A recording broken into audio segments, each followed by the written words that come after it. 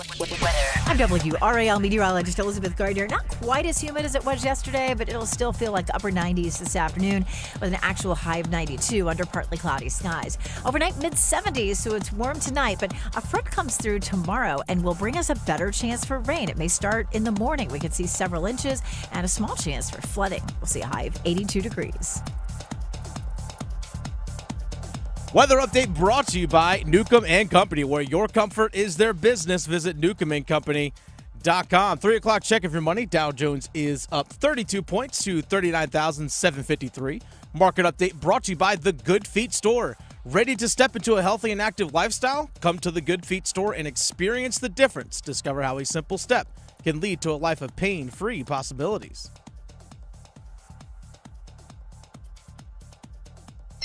O'Connell with 1 second, left wing three on the way, banks it in! He got it! I don't believe it! Jeremy Baxell has Roberts on him into the paint, rises up, big time! Young throws, he's got Tommy, near side 2-1, touchdown Carolina. To Ryan, catch and shoot three, right wing, he did it again! Ryan has 27! Anderson makes a save, and it's kept out by Martin! What a save! Martin just robbed The Drive with Tim Donnelly on 99.9 The Fan. The Drive with Tim Donnelly, 99.9 The Fan. That Martinook save is one of my favorite plays of the entire season. Maybe my favorite play of the entire season. It might be number one. The Drive with Tim Donnelly, 99.9 The Fan. I'm Tim Donnelly, Dennis Cox producing the show. And we have our special guest to start the show, one of our favorite guests on the show. That would be our Magic 8 Ball. Currently waiting in the green room right now to join us. Yeah, the actual Magic 8 Ball. We're here to ask this question to start the day. There's a lot of final offseason grades for the Canes, right? The powers that be, The Athletic, ESPN, they're starting to judge everyone's offseason because for the most part, the hay is in the barn, right? For the most part, the work is done. And we remembered that if you go back, what was it, about 7 weeks ago? Yeah. We had, before any decision was made, before any move was made, before any deal was signed, before any longtime Canes stalwart had left, we asked a Magic 8 Ball what to do with each of the big decisions. That we did. So now that the everything is concluded, we thought we would go back and we would say, which offseason would you rather have? The one that we actually just witnessed, the reality timeline, like the real thing that happened, or the one that the Magic 8 Ball predicted would happen, the one that the Magic 8 Ball, if named the GM, would have done. So, without further ado, Dennis, let's go through some of the bigger decisions that the Canes had to have to make and what the GM Magic 8 Ball said would happen. The first one was Jake Gensel. Jake Gensel, is he coming back? We asked 8 Ball once. He said, ask me later.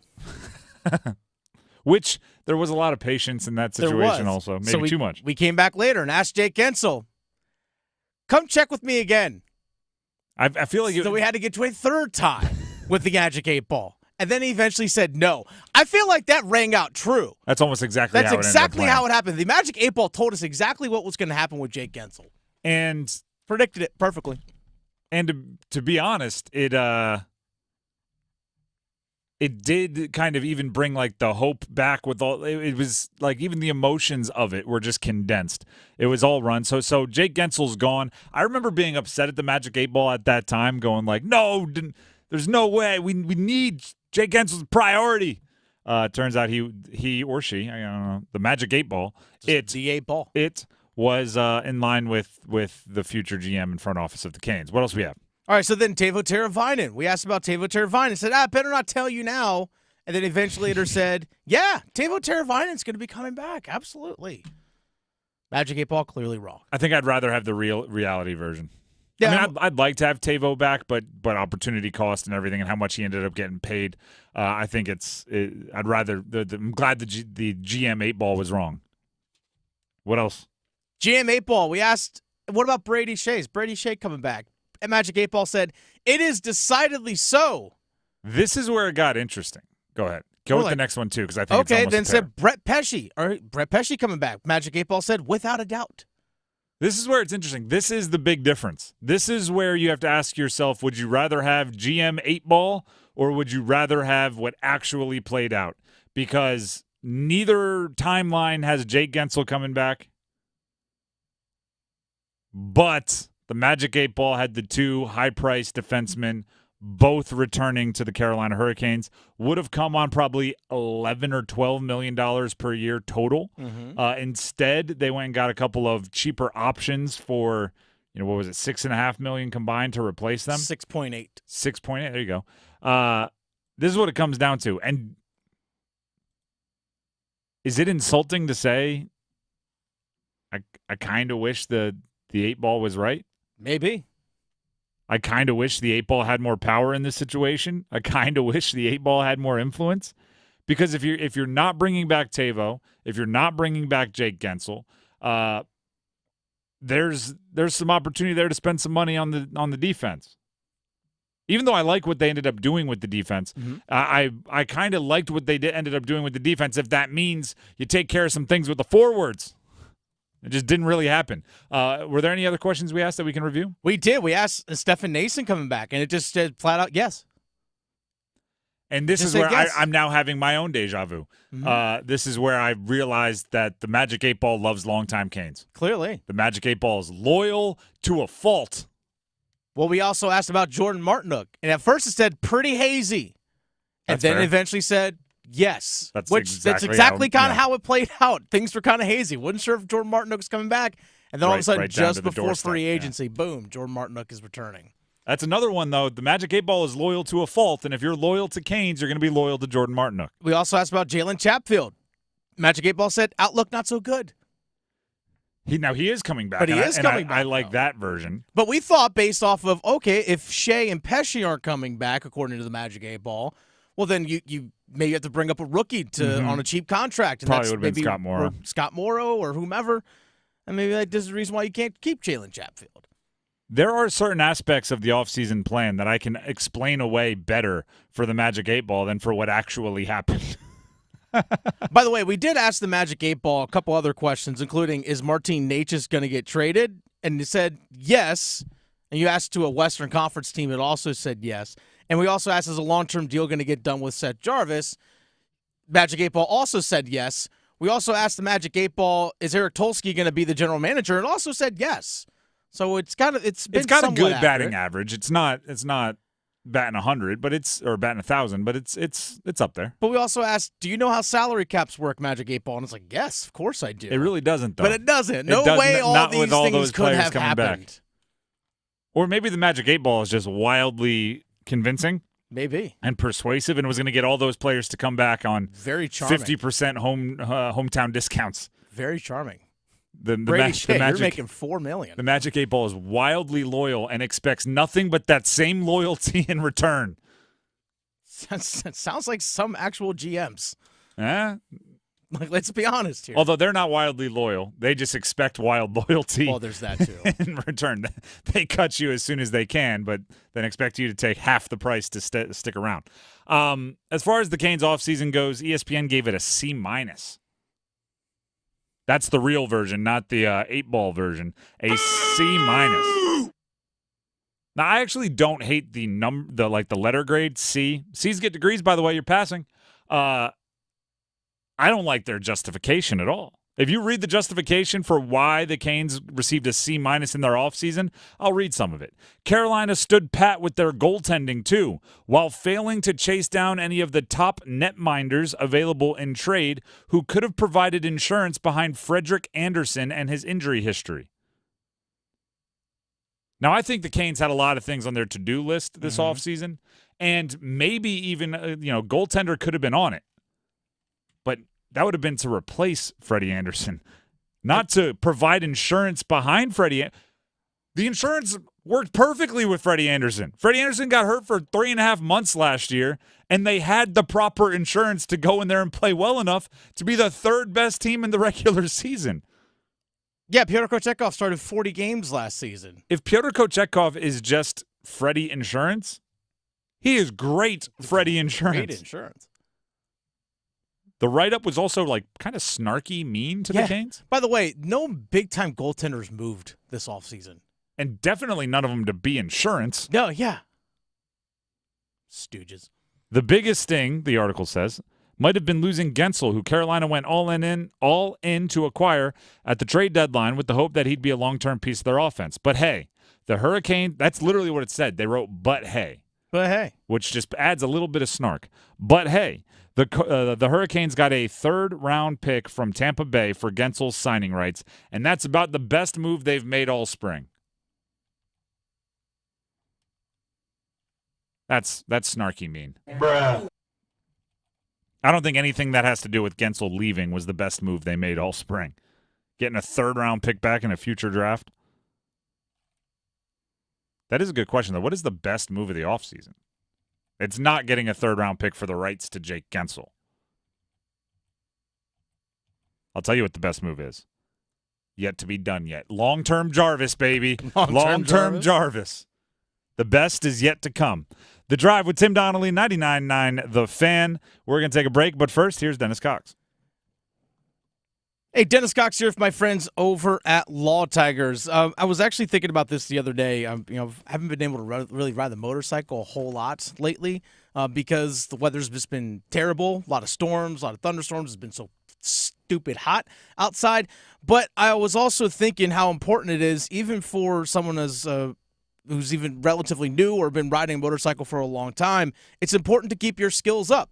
You know, it's like, it's just like riding a bike. You hop back on. Motorcycle, slightly different. Those skills, sometimes you got to keep those skills up, and that all comes down to motorcycle safety and motorcycle awareness. So make sure when you're out there on the road, or if you haven't been on the motorcycle in a while, maybe go for a little small ride around the neighborhood before actually going out on the long trips once again, just to get that muscle memory back in. It's all very important to stay safe out there on the road as a motorcycle rider. But if you are injured in a motorcycle accident, this is where Law Tigers comes in. Call 1-800-LAW-TIGERS before you call your insurance company. The insurance company wants to pay you the least amount possible. Law Tigers, they're riders too. They understand what your bike and your gear are worth and what you're going through after an accident. Your case evaluation is always free, and they do not get paid until your case settles. So call 1-800-LAW-TIGERS, North Carolina's motorcycle lawyers. Law Tigers is a network of independent law firms who are members of the American Association of Motorcycle Injury Lawyers. Law Tigers is not a law firm. The Drive with Tim Donnelly, 99.9 The Fan. We're going to take a break, but when we come back, 99 questions about the college football season, and I have a question for you that will make college football sound very, very, very similar to the NFL. Professional football, maybe. Stick around. It's the summer of soccer. Federski for Capetti. It's stolen away by Hack. Hit the line by Gaines. A shot. He scores!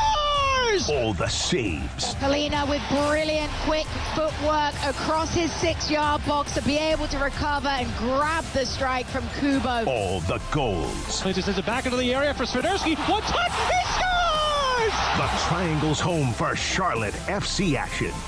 99.9 The Fan. The Triangle sports leader.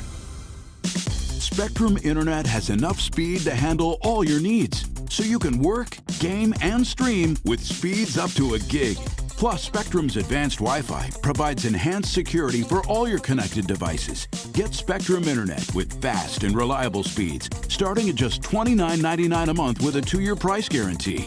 Visit spectrum.com/internet for you for full details. Offer subject to change, valid for qualified residential customers only. Restrictions apply. Hey, John, why so glum? I just got let go. The company's downsizing. This is the third time in the last 2 years. I'm done with this. Have you thought about My Computer Career? I've heard they can train you for a career in IT in just a few months, including cybersecurity and the basics of AI. And you don't need prior training or experience. Now that's a recession-resistant career. Wow, thanks. I'll check them out. Go to mycomputercareer.edu and take the free career evaluation. mycomputercareer.edu. Financial aid is available for qualified students, including the GI Bill. Get in zone, AutoZone. Welcome to AutoZone. What are you working on today? My car really needs a wash. The $20 McGuire's bundle includes Gold Class Car Wash for a showroom shine. Get in zone. And what about my tires? Just spray the included Hot Shine tire coating and you're all set. Get in zone. The inside is Not great. No problem. The quick interior detailer in the bundle can help with that too. Get in the zone, AutoZone. Restrictions apply. Ready to unleash your full potential this season? Then head to Pure Hockey. We've got inventory of the top gear arriving from now until year end. So don't miss your chance to score the best selection of sticks, skates, and gear for on or off the ice. At Pure Hockey, you'll also experience industry-leading personalized skate fittings with the newest in advanced 3D scanning technology. So get ready to dominate in the newest skates for the season. Plus, our rewards program is unbeatable. Head to your Wake Forest Pure Hockey store plus 2 other nearby locations and start earning today. Pure Hockey, your ultimate hockey headquarters. Imagine waking up this time next week and being 100% debt-free from credit cards, car loan, and personal loans. Hey, it's Dennis Cox. Loan Pronto's Equity Express line of credit can make it happen. Homeowners are turning their home equity into cash almost instantly. With Loan Pronto's AI-based system, you can get approval in about 10 minutes with almost no documentation, no appraisal, and no hassle. You can get hundreds of thousands of dollars out of your home. Use that money to pay off all your other loans. The average homeowner saves over $850 a month doing this. Listen, your home value is way up. You can use that to wipe out all those credit cards. Get some money for a home improvement. Literally hundreds of thousands are at your fingertips, and approval is just minutes away. Call now, 919-381-1760, 919-381-1760, loanpronto.com, 919-381-1760, NMLS 1661781, subject to lender approval, equal housing lender. Hi, everyone. Broadcaster and ER physician Dr. Jerry Punch here. We all know about the speed of sound, but have you ever thought about the sounds of speeding? If you drive over the speed limit, there are lots of sounds that you might hear. You could hear the sound of your vehicle crashing, the sound of first responders desperately trying to save you. You could even hear the sound of people crying at a funeral. Because if you drive over the speed limit, you could do damage that's beyond repair. One way or another, speeding catches up with you. Paid for by NHTSA. Hi, this is Renee Chu. The most trusted local news in the Triangle is now on the radio, WRL News Plus. Now get breaking news and severe weather reports on the radio 24 hours a day. Listen on the radio at 96.5 FM in Durham, 99.3 FM in Raleigh, and everywhere in the Triangle at 101.5 HD3.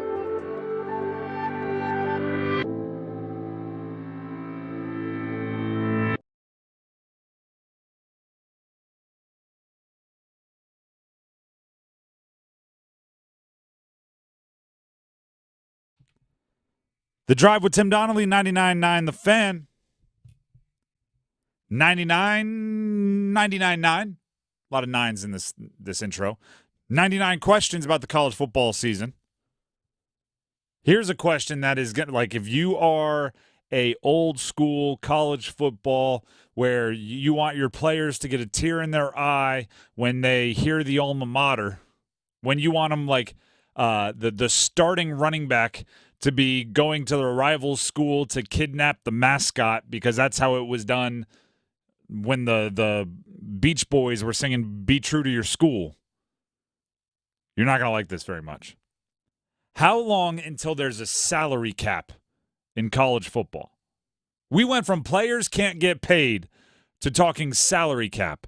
And you may say, well, why are you bringing it up now? There you go. Why are you bringing it up now? Why are you ruining my fun? Adam Schefter is reporting that the University of Oklahoma, meaning like the Sooners, the college athletics program. SEC powerhouse. There you go. Still weird. University of Oklahoma Athletic Department, this according to Schefter, will work with former Eagles executive Jake Rosenberg and his consulting firm, the Athlete Group, to advise on their impending transition to the, quote, salary cap era of college athletics, per Schefter's sources. The salary cap era. That's an NFL term. That's an NFL term. That's not even a Major League Baseball term. They don't have one of those. Basketball has, they call them aprons. I don't completely understand. How can you put a college football salary cap in? Here's my question as to why. Because there are a whole bunch of schools that aren't going to be able to spend to what the salary cap is, I assume. They're going to put a salary cap floor in? Where's the revenue sharing? How much goes between schools? And more importantly, this, why would the rich schools ever agree to this? Well, I think it's all part of that settlement that the NCAA signed with the lawsuit, because they said there's a cap on how much, up to $20 million a school can spend. Yes. To pay players. So maybe that's your quote unquote cap. But that doesn't include collective money. So, okay, is this just a cap on how much the individual school, the actual, from the universities can pay? Because that's a completely different beast. And then it sounds like you're just letting the schools off the hook and making the fans continue to pay for the players' salaries. Doing anyway, which is what's happening now. Which is, I think, messed up, by the way. The way that, all the schools and, the coaches basically have to shame the player or the fans into paying the players, right? Because to be competitive, you have to have a healthy collective, and to have a healthy collective, you have to have fans putting money into the collective. So coaches essentially have to go, if you want to win, you got to just give us money, and that doesn't feel right, especially when the universities are collecting. I mean, we can go into the economics of how crazy tuition is, right? They've all these endowments the schools are standing on, and they're going we're not allowed to pay you. The fans have to. That doesn't seem right. So if you're a rich school, and eventually I assume schools are going to be able to pay the players whatever they want to pay, why would you agree to tamp down your advantage? No, we have billions of dollars. Why would we agree to only pay the players $20 million when we can pay $40 and a bunch of other schools can't, which is going to make our team better? Right? There's for the same reason, Alabama, I always use this example because I know the number off the top of my head. Alabama has a $288 million football facility. Why in the world would Alabama ever agree, hey, you know what? We should put a cap on $100 million for every football facility just to level the playing field? Why would they ever do that? So why would they agree to it with a salary cap? And you may be saying, what if they don't agree? Trust me, Alabama's vote matters. The rich schools' votes matter in those the SEC's votes matter. The Big Ten votes matter. Why? Because money, money, money, money. We know what that is. Here's what the NCAA has done wrong so many darn times. They let the toothpaste out of the tube, right? And there's no collective bargaining that you can do to dial it back. Once it's out there, right? Once you start letting players transfer, what happened when they tried to stop the transferring from happening, right? They had a little period where it was transfer wherever you want, whenever you want. Then they tried to crack back. Remember the Tez Walker situation? They tried to crack back with well, you can transfer once, and then the second time you need waivers, and we're going to limit it. The toothpaste was out of the tube. The world revolted, and within, 4, 5, 6 months, whatever it was, they're back to, transfer as many times as you want, as long as you're getting good academic standing. I don't know. You can't play for 2 different teams 6 days apart. That's what, they had to dial it back because you can't put the toothpaste back in the tube. Teams are already spending different amounts of money on their team. How do you bring that back to everybody spends the same amount now? How? There's contracts signed, right? All this name, image, and collective and everything else. There's stuff signed. Can't walk it back. The NCAA, much like I think the ACC, much like I think anytime you have a broad decision-making group, if you're not extremely proactive, you're going to be reacting and you're going to find yourself in a tough spot. And now the teams are already hiring salary cap specialists. Oklahoma's progressive. Oklahoma's proactive, right? They're looking to be ready for the next change. NCAA is looking how they can reverse changes that already happened. Ain't going to happen. The Drive with Tim Donnelly, 99.9 The Fan. Before we move on, I need to tell you, speaking of progressive, speaking of adaptive, speaking of awesome, I'm Tim Donnelly for the Fox and Bailey Watch Shop, located inside Bailey's Fine Jewelry at their Village District location in Raleigh. You want to talk about progressive? You want to talk about the future? Look at the Norcanes. Norcane is a watch brand that is kind of upending an industry, or at least innovating in an industry that's been all about tradition, right? You know the legacy brands. You love the legacy brands, by the way. I know I do, which is why I was a little all right, Norcane, you're trying to innovate. Let's see what you're doing here. A little skeptical. Then I saw the Wild one. It's one of their watches. It has a skeleton back so you can see all of the mechanics, all of the movement inside the watch, and it's completely customizable. You can go in and pick your color. You can go in and pick your bezel. You can pick your dial. You can pick the color of the hands on the watch, and it sounds very like, oh, that's too modern, but then it cranks out a watch that looks timeless. And by the way, this is all available at the Fox & Bailey Watch Shop located inside Bailey's Fine Jewelry at their Village District location. When you walk into the Fox & Bailey Watch Shop, which is a unique store, vintage aesthetic, lots of character, just left. As soon as you walk in the door, left. Norcane is right there, eye level, and they have their splashy colored Wild One model right there. It's a really sharp-looking watch, like I said, and it's unlike what other companies can put out. It's just part of the variety available at Fox & Bailey. You have the timeless pieces, you have the history, you have the iconic timepieces, but then you also have the new, the innovative, the breaking when it comes to the watch game. It's all at Fox & Bailey, located inside Bailey's Fine Jewelry at their Village District location in Raleigh. When you stop out to see it for yourself, make sure they know you heard about it right here from me, Tim, on 99.9 The Fan. We'll take a break. When we come back. Tampering in college basketball. A Triangle coach has made it known his players were tampered with. What's the ramifications? Stick around. Move your sports day forward. Players get gaslit in arbitration. You relive every turnover, every lost battle in the corner, every missed shot, because this is about getting paid. But it's also, on the team's end, about getting under the cap. Get set up. Join Next Up with Paul Ihander. Mornings at 9 on 99.9 The Fan, the Triangle Sports Leader. Hungry for flavor and value? Then it's Bo time. Nothing slays the hunger beast like some of that bodacious Bojangles flavor. And there's never been a better time to satisfy your Bojangles sandwich cravings than now.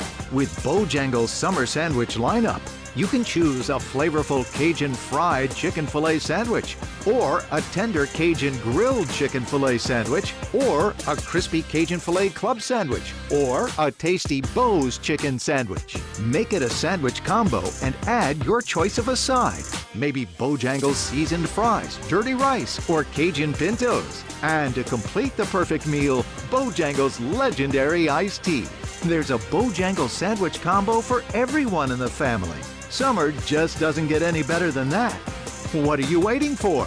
You know you're hungry, and you know you want flavor and value. So, it's Bojangles Sandwich Combo time.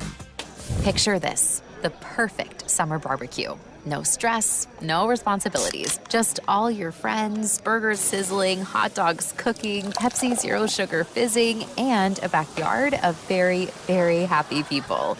Oh yeah, we could get used to this. Very, very used to this.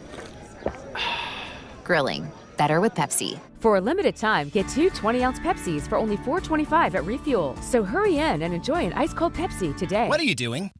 Eating caviar. Yuck. Get this. Supreme 7 scratch-offs from the North Carolina Education Lottery have the best odds to win $400 with a $4 million top prize. So I'm learning to enjoy rich people stuff. Okay, let me try.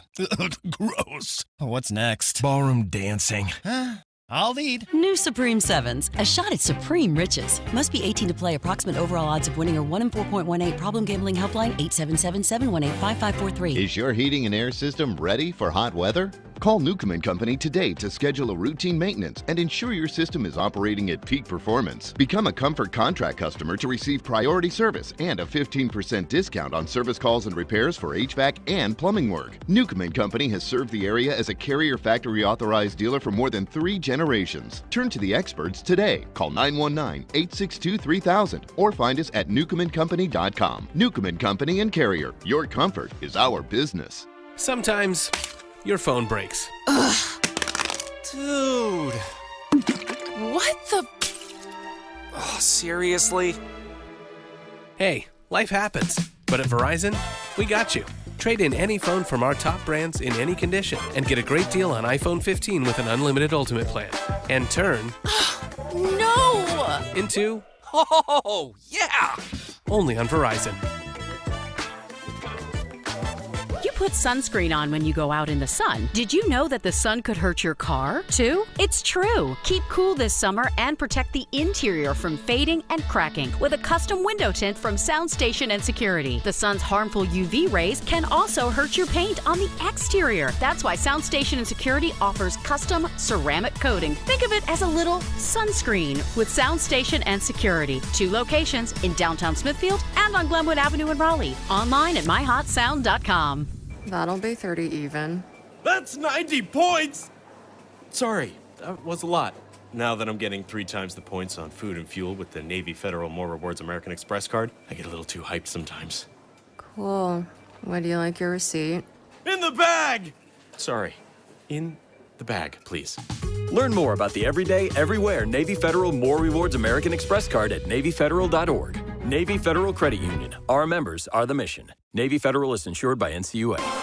It's the summer of soccer. Swiderski for Capetti. It's stolen away by Hack. Hit the line by Gaines. A shot. He scores! All the saves. Polina with brilliant, quick footwork across his 6-yard box to be able to recover and grab the strike from Kubo. All the goals. He just sends it back into the area for Swiderski. One touch. He scores! The Triangle's home for Charlotte FC action.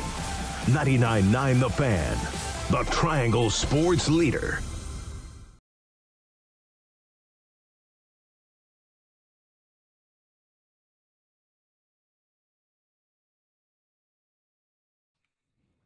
The Drive with Tim Donnelly, 99.9 The Fan. Don't forget, 99.9 The Fan is your place to enjoy the Home Run Derby. I love the Home Run Derby. For some reason, that for me hasn't lost its luster. Like the dunk contest kind of has. The Home Run Derby it's still awesome. Don't forget, 99.9 The Fan is your place to enjoy the Home Run Derby and MLB All-Star Game. Listen for live pitch-by-pitch coverage starting Monday night at 8, presented by Gatorade. That's Monday night at 8. Jon Scheyer was on the Devil's Den podcast, Jon Scheyer being the head coach of Duke men's basketball. And he said something that 10 years ago, if the Duke had any coach, if any coach of any Power 5 conference, anything, said what Jon Scheyer said, it would have rocked the sports world. Instead, it kind of came and went with a whimper. If you want to hear it, it's about tampering, transfer portal. Obviously, Duke had a exodus of 7 transfers out of the program. Scheyer on the Devil's Den podcast said this. It starts with having our antennas up as a staff for who can go in the portal. You know, there were a couple kids we looked at. By the time we saw their names go in the portal and reached out, they already had visits set up. And very shortly after, they had commitments. They made commitments. And we're talking days from the in the portal, visit, and then being committed. And so, there's tampering all the time. I mean, I could tell you the 7 guys that we had transfer, all 7 of them were contacted throughout the season. And that's just that's the way it goes. That's the era we're in. And so you have to just be ready to attack those things in real time. Tampering is a thing in college sports. It just is. Now, take it into your own hands, right? You used to not have to worry about players leaving your program because they weren't really allowed to leave your program. Once you're aware of it, which obviously Jon Scheyer is, right? He just talked about it about as matter-of-factly as you could possibly talk about it. Like, yeah, all 7 of our guys tampered with. Guys hit the portal, they go to a visit, they commit like a day later. Obviously, tampering's going on. It happens. Once you're aware of it, you can play defense. Here's what I know is not going to happen. NCAA isn't going to do anything. Oh, no, not at all. So you can, this was not Scheyer, trying to put the word out, like somebody's got to do something about this. They should look into these 7 schools that took players from me. It was not that. It was just him talking. The NCAA is not going to do anything about it. Don't expect it, right? It's Like when you and your sibling are fighting in the back room and you're like, I'm going to go tell mom or I'm going to go tell dad. And you just know, like, we're both back here fighting. What do you think's going to happen? They're not going to do anything. They're not going to punish one of us and not the other of us, right? You don't go crying to the NCAA because they're not going to do anything.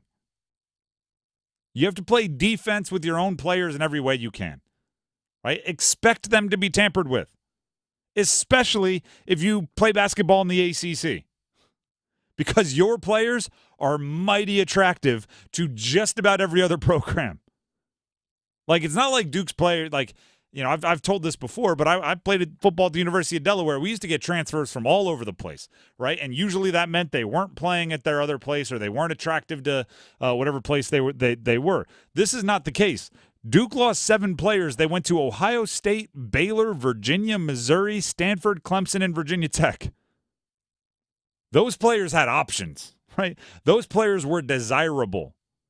So if you're going to load your roster up with desirable players, which Duke will and every ACC team will, you better be prepared. I'm calling it play defense. The real thing I'm talking about is making sure they're seeing value in being in your program. Everyone's going to be tampered with, which means they're going to have a choice to make, right? They're going to know that if they hit the portal, schools like Ohio State and Baylor and Virginia and Missouri would be waiting there to welcome them. So you have to make sure they choose Duke or whatever school. If it's North Carolina, you have to make sure they choose your school, even if they're not getting all of the shots, right? Even if they're not the leading scorer, even if they're coming off the bench, they still have to choose you each and every offseason. I've used the term re-recruit. Constantly be re-recruiting your players. Do you know what actually surprised me the most? Right, he said all 7. Jeremy Roach was getting tampered with. If you need a better example of everyone in the gosh darn country is being tampered with, tampering with Jeremy Roach is wild. He was a 4-year starter at Duke. If he is being tampered with, you're darn sure going to have your 6th man being tampered with. Your TJ Powers, right? Your highly recruited guys that weren't playing many minutes. A 4-year starter with 1 year of eligibility was being tampered with, who could have gone pro if he wanted to. Could have been making a nice living in a bunch of different ways. Could have made a big living staying at Duke. Could have made a nice living staying right there. Like, it is the ultimate. Like, I'm going to call just to see, right? I'm just, like, that's how unafraid teams are from whatever the NCAA can do with tampering. And they skirt around the rules. Yeah. They skirt around the rules. Talk to your high school coach about, like, do you know any point guards that might be out there who might be 6'2", who might have a lot of experience in a power conference? Hey, do you have any, like, go to one of your players, do you maybe happen to have a former AAU teammate that you played with that happens to be, I don't know, at a Power 5 school that might be looking to get some playing time somewhere else? Might be looking for a change of pace. I mean, like if that happens, just, let us know. It's and even, like, that technically, even that is technically against the rules, but it'll never be able to be proven. You can't prove it. It's like, you're willing to risk it for Jeremy Roach? Who, by the way, from the outside looked like he was a Duke lifer, right? Let's just call a spade a spade. When you start there for 4 years, he's passed up leaving to return and chase national championships and everything. If you're willing to risk it to be like, let's see if this guy will move on. I mean, it has to get to the point. It probably already has, where, if you're on national television and you get subbed out and you, like, sigh or roll your eyes, by the time you get to the locker room, your phone has to have 4 or 5 text messages. Are you unhappy? Do you not like the way that they're using you? Come to University of where we'll treat you right. On and on and on and on and on. We said this about Duke the other day because somebody wrote in, like, what happens if Duke doesn't win this year? Because they've gone all in with the Cooper flag and the transfer portal and all this. I said they're treating every year like it's one at a time, right? So maybe that's it. Like, For every player that on your roster that's being tampered with, you're tampering with 6 others. Right? Fight fire with fire. It's the reality of it. Can you imagine if 10 years ago, Oh, gosh, 5. Coach K comes out and says, we lost transfers and other teams were talking to them during the season? Mm-hmm. How the world would have lit on fire? I really wish these coaches would call out other schools and programs. Put names and faces to it. You want to stop it? Well, start putting names to it. I guess he could be a little bit more specific, but if you're saying all 7 players were tampered with, I mean, I'm sure at least some of those accusations come from the teams they ended up on. Possibly. Yeah. But say, hey, you know what? I guess they could have been tampered with other programs, then once they hit the portal committed, so it's not a direct, yeah. Yeah, but just call them out. Say, call them out. Like, hey, you know what? My player heard from Texas. Exactly. Hey, Texas is calling my For guy example. right now. Or hypothetical. Whatever. Yeah. Name your school. Creighton's contacting my dude. Can you imagine? Tyrese Proctor has a big game in middle of December, post-game press conference. Yeah, Proctor just scored 30. By the time he got to his locker room, let's look at the text messages. They're in the post-game press conference. Show it. Ohio State, Texas, Alabama, Arkansas. The reason why coaches won't do it is because they're afraid of their own veil getting lifted in front of about what they're doing. It's like, oh, really? Because I got ghosts in the closet too, or skeletons in the some closet. Assistant coach said something somewhere, and all of a sudden their spot's There's an blown equipment up. manager out there that's all of a sudden doing something. One of their players went rogue and tried to recruit a friend, which does happen, by the way. Oh, it happens all the time. That's actually illegal, by the way. That is. If just the player's recruiting a player with no contact with the coach. Why it's such a shades of gray situation. Mm-hmm. The Drive with Tim Donnelly, 99.9 The Fan. Do you know what's not a shades of gray situation? Team USA basketball last night had their first exhibition, and those guys are good at basketball. It's the LeBrons, it's the Stephs, it's the Jason Tatums, it's the Anthony Edwards, it's the Anthony Davises, it's the Team USA. They played Canada, who, by the way, Canada's got a little bit of a squad, right? So it was a really good first test for a team that had like 4 practices before they went into this exhibition in Vegas. And do you know what? I watched the first half. And by the way, it was an ugly offensive half. But that plays into my point here. Do you know what Team USA, this year's Team USA, is showing about the best players in the world? And, I've upset the old-timers a few times today, talking about salary cap in college football, talking about transfer portal and tampering. The old guard of sports is going to be mad at me. I'm about to get them all back right here. Do you know what Team USA is showing? Defense matters. And the all-timers are partially all-timers because of their defense. This year's Team USA is the best Team USA men's basketball team in a while, right? As far as like getting their first picks. You can tell they weren't turned down often, right? They didn't offer many guys like, hey, do you want to be on Team USA? And they got the no. In the past, there's been a lot of no's, right? Steph Curry, this is his first Olympics. You know he was asked for previous Olympics. Like there's been a lot of turning down the offer. This year, I don't think there was. I think they put together the team they want, which is why you look around and outside of Derek White, who just got put on the roster, I think they're pretty much all Hall of Famers. Like, these are the players that are going to define the era in college basketball. 5 or 6 of them already have defined an era in pro basketball. And the biggest difference between watching like last Olympic team or some of these FIBA teams for Team USA that get beat and watching this one is they bring defense. The defense is the difference between the 12 players you would pick first team to make a Team USA and the 12 players who are up next, right? Between the 10 best players, the inner circle Hall of Famers, the defining of a generation, and the other guys that are 5-time All-Stars, the difference is the other side of the ball, right? If you had to, and I say settle in like a weird way, if you had to settle for the next tier down, they could still score. I don't think they could do what they did against Team Canada last night, which is they couldn't hit the broadside of a barn, and they just decided Canada wasn't going to be able to get anything they wanted. Shai Gilgeous-Alexander is an MVP. He's an MVP candidate at least. Could not get anything going. Dylan Brooks, during the FIBA, whatever that tournament was, a year ago, Had like 30-something points against Team USA. Could not get anything going against the Team USA last night. They bullied Canada. Anthony Davis is a great defender. Drew Holiday is a great defender. That's like known, right? Bam Adebayo is a great defender. He's on the team. That's known. You know what was wildly impressive? What's that? Like you put LeBron and Steph and those guys who aren't maybe seen as the defenders they once were or ever really like a all NBA defensive guy. You put them around those other guys.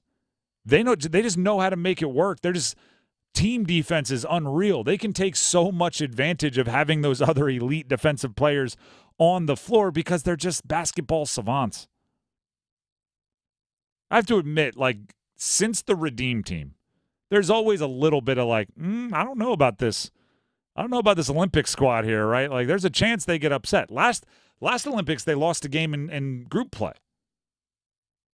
This one, I'm like, I think they can win the whole thing every game, even if they play bad, because they'll just lean on their defense. At least that's what I took away from the first game. At least that's what I took away from the first exhibition. I think they have 5 more. They're going to like Abu Dhabi or something next, going on a whole tour. Defense travels. We'll see if it plays. Yeah, plus NBA rules and FIBA rules are different. Like, there are different rules when it comes to goaltending. There are different rules like with a lot of different Which stuff. is one of the funnier things. Embiid fouled out in like 12 minutes. Yeah. Which means somebody told him, like, you can be more physical in FIBA. He was like, deal, boom, bam. All right, never mind. Should not have told Embiid to be more physical. Everybody else, you can be a little bit more handsy. Embiid, go back to playing NBA-style defense.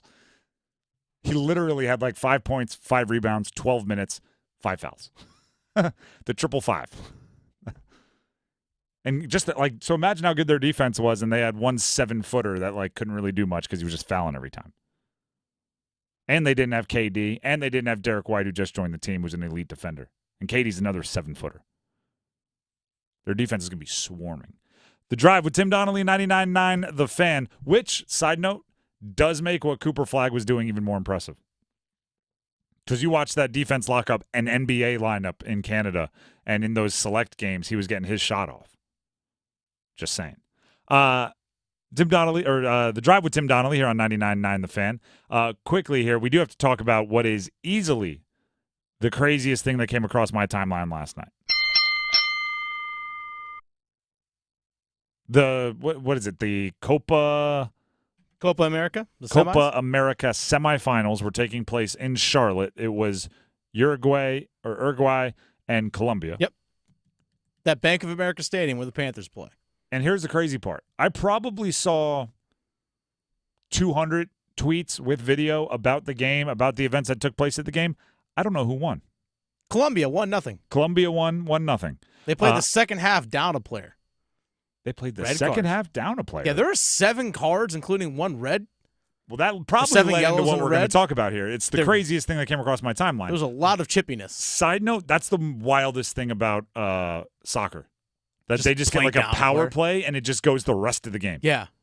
That is absurd to me. No 5-minute majors here. No, it's just match penalty. You're gone. Serve and the now rest of the game. your team's out there just mumbling under their breath how much they hate you for making that decision for the rest of the game. But maybe they all should have been thrown out because after the game? Mm-hmm.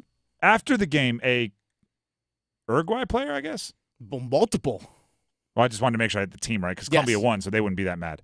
A Uruguay player went into the stands, and multiple did, to involve themselves in what we are calling the Brawl at the Bank. The Brawl at Bank of America. Players, fans on fans, players trying to break it up. There was a fight in the stands involving both players and fans. This is Malice at the Palace, Ron Artest, only at the middle of it wasn't Ron Artest. It was some guy named Darwin who was two-piecing people. Yeah. He was hitting combos and pump faking on others, almost like he got halfway through his punch and went, actually, I don't know if you're the one that said something or did something, so he would stop. That person would flinch, and he'd pop someone else. This was an aggressive fight. There were different angles. People that were in the section were videoing, going like, oh, my goodness. There were actual players from Uruguay actually throwing stuff from the field at the Colombia fans, and just it was wild. It was absolutely crazy. People oftentimes ask, oh, how crazy would it be if during the Malice at the Palace there was social media? Last night. That was it. That was it. And I'm sure for us to fully get it, you'd have to go look at like Uruguayan social media, right? Because there's just not a ton of basketball is bigger than soccer here, so it would have been even bigger news. But it was crazy. And you know what? People say, like, when you go to a European or an international soccer match, you do kind of have to have your head on a swivel because you never know what kind of violence can pop off. Carolina, I guess, lived up to international soccer there? Apparently it did. There was actually other videos floating around where even in the upper deck, there were like scrums and scuffles between fans and all that stuff taking place. Now, probably would say looking at like the outside in, like a full stadium view, 80% of it were Colombian fans. Like it was a ton of yellow out there. So it was mostly Colombian fans. These players were like Spartan warriors against apparently. They're going up against 80% of Bank of America Stadium, just one haymaker at a time. But you see it, and I've always said one of the things I'd like to do from like a sports perspective is go like immerse myself in a European soccer game and like somehow have like the tour guide of like a diehard fan for one of those crazy teams and get the scarf and do the chants. Just looks like a blast. But every once in a while you see those videos and you realize there's like chain link fences between you don't enter. There's no crossover at all between your fans. Like if you're a fan of the home team, you enter to a different gate. There's no way for you to walk to the other side. Like there's like fences between you.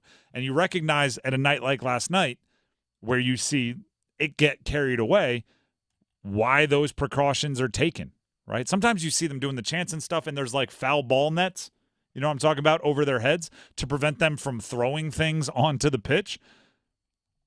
Maybe you need them to stop things being thrown from the pitch up to into the stands. And people wonder why when you go to a sporting event where like if you buy a beer and they crack the can and they pour it into a cup and like to prevent those kinds of things, or if you get a water bottle or whatever it is, they take the cap off and hand it to you. It's to prevent you from throwing weighted objects at people or players. So if you throw it, all the liquids will fall out while in the air, and then it won't be a weighted projectile when it reaches wherever you were throwing it. Crazy scene. Soccer is I think it's because there's so little scoring. Your intensity builds up and you never get the release. I will say this, having watched part of the game and caught some parts of it, the chippiness on the field, I think, also escalated what was going on in the stadium, too. I used this example earlier. It's Happy Gilmore, right? Mm-hmm. So he got mad at you, and he punched Bob Barker. Oh, that's great.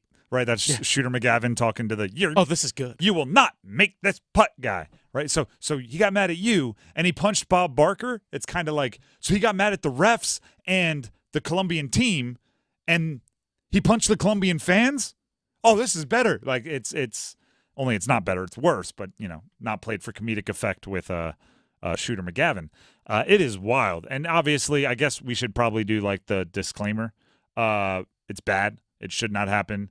Don't do it. If you're a fan of the place, don't do it. Don't fight. It's never worth it. You look foolish. Doesn't make you look cool. Players, don't fight fans. Although I have heard a pretty good argument that every professional athlete should be allowed to fight one fan a year. And it's like after the game, you just get to kind of like walk to the mic and say like, I'm going to be using my one fight right now. Will that guy in the orange shirt please make their way to midfield? And then you just like settle it real quickly. Just one time. Every athlete, you get one a year. So if you use it in January, you're done. Just because some fans do say some things that deserve to get popped in the mouth once or twice, right? And use like hockey fighting rules, right? You go down, no double teams. Like it's just a couple pops in the mouth to get some aggression out. The Drive with Tim Donnelly, 99.9 The Fan. I'm Tim Donnelly. Want to talk to you about my partners over at Miller Lending, home of the no-cost loan. Here's why I'm so excited, and I continue to tell you about the no closing cost loans that Gordon Miller and Miller Lending do. Rates are a little high right now, right? Mortgage rates, interest rates. If you lock in your mortgage now, and a year from now, they're lower, you may want to refinance, or 3 months from now, or 18 months from now, however long it takes. When the rates drop, you want to refinance. But guess what? That comes with a bunch of costs and fees out of your pocket, right? You got to pay cash to get that rate lowered. Well, no, not if you don't pay closing costs on a no closing cost loan. Then guess what? 3 months later, the rates drop a little bit again. You normally would be like, well, I just paid the closing costs. It's too soon to pay them again. No, there's no closing costs. Do it again. And 18 months later, they're lower. Do it again. 4 years later, do it again. No costs and fees out of your pocket. That's the way it works. That's why it's so awesome. That's why I keep telling you about it. Go ahead and give them a call. They can walk you through the entire process, right? And each time you do that, by the way, if the rates keep dropping, you keep lowering your monthly payment, which is really what we're all trying to do here. Give them a call, 919-447-3377. That's 919-447-3377, or you can visit them online at millerlending.com. That's millerlending.com. Miller Lending is an equal housing lender, and MLS number 250-2146. We're going to take a break. When we come back, football at 4.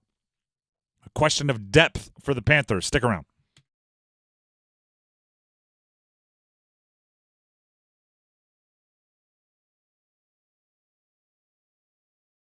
The Adam Gold Show.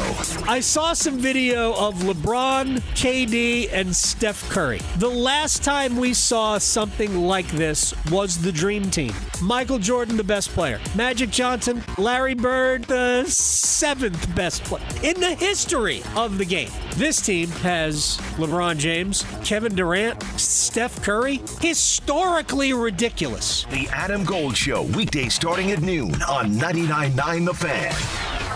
Have you heard of plantar fasciitis? Hi, it's Jonathan Cotton with the Good Feet Store. Imagine jumping off the back of a pickup truck onto some rocks. That's what it felt like when I was suffering from plantar fasciitis. After searching and trying so many other products, I finally found relief with Good Feet Arch Supports, and they still keep me running today. Now I get to help others who are struggling with plantar fasciitis to live their life pain-free. Here's another customer sharing their Good Feet story. Plantar fasciitis feels like pointed, sharp pain. It just hurts all the time. It feels like your foot is squeezing on itself. When I drove past the Good Feet store, I thought, I'm just gonna stop in. They wanted to make sure that they gave me the right arch support that were personally fitted just for me. Then it was like, okay, this is something special. These make a difference. The Good Feet store is in Raleigh, Chapel Hill, Fayetteville, and other locations across North Carolina. Visit goodfeet.com to book your appointment today, or just stop by the store nearest you. You're not going to want to miss this. Diamonds Direct summer sale starts next weekend. For 3 days only, next Friday through Sunday, get 20% off. Rings, earrings, pendants, bracelets, and more. Plus, book an appointment and get an additional $100 off. And designers are flying in from New York and LA to showcase their latest trends. That's 20% off, plus $100 off with an appointment and designer trunk shows. Tons of engagement rings on sale too. 20% off starts next Friday. Details at diamondsdirect.com. For eligible individuals 18 and older only. Results vary. See website for details and important safety information. How are your hearing aids sounding now? A little tinny. Okay, 2 seconds. With Jabra Enhanced Selects Premium Package, better hearing doesn't happen in a doctor's office. It happens at home. All done remotely from initial testing to adjustments. How are they sounding now? Fantastic. So much better. You get the same advanced hearing aid technology and professional support you expect from a clinic at a fraction of the cost. And if you have any issues, we'll make adjustments 7 days a week, no charge. Oh, you people are wonderful. Our premium package includes hearing aids, 3 years of follow-up care, plus a 3-year warranty with loss and damage coverage, and a 100-day money-back guarantee. I hear better than I ever thought possible. Save $300 on Enhanced Select 500 hearing aids automatically at checkout. Just go to jabraenhance.com/try. That's JABRA enhance.com/try. jabraenhance.com/try.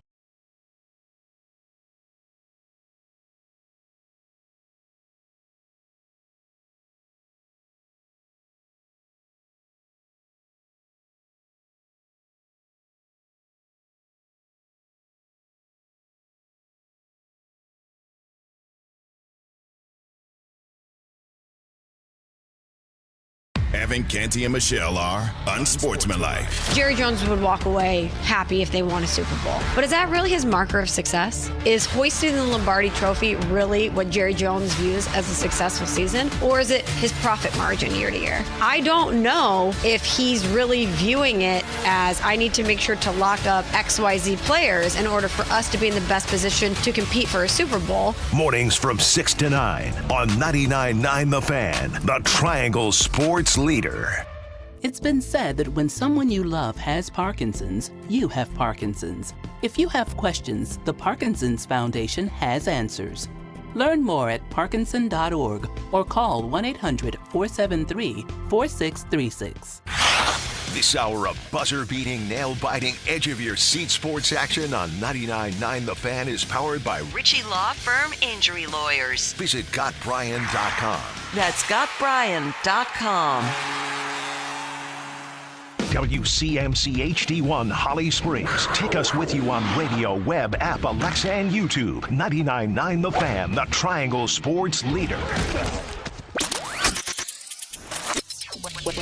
I'm WRAL meteorologist Elizabeth Gardner. Not quite as humid as it was yesterday, but it'll still feel like the upper 90s this afternoon with an actual high of 92 under partly cloudy skies. Overnight, mid-70s, so it's warm tonight, but a front comes through tomorrow and will bring us a better chance for rain. It may start in the morning. We could see several inches and a small chance for flooding. We'll see a high of 82 degrees. Weather update brought to you by Newcomb and Company, where your comfort is their business. Visit newcombandcompany.com. 4 o'clock, check of your money. Dow Jones is up 32 points to 39,753. Market update brought to you by Gregory Pool Equipment Company. Gregory Pool Equipment Company is hosting a hiring event at their Barrel Road location in Raleigh, July 13th from 9 a.m. to noon. Paid training and a generous benefits package. More info at gregorypool.com/careers.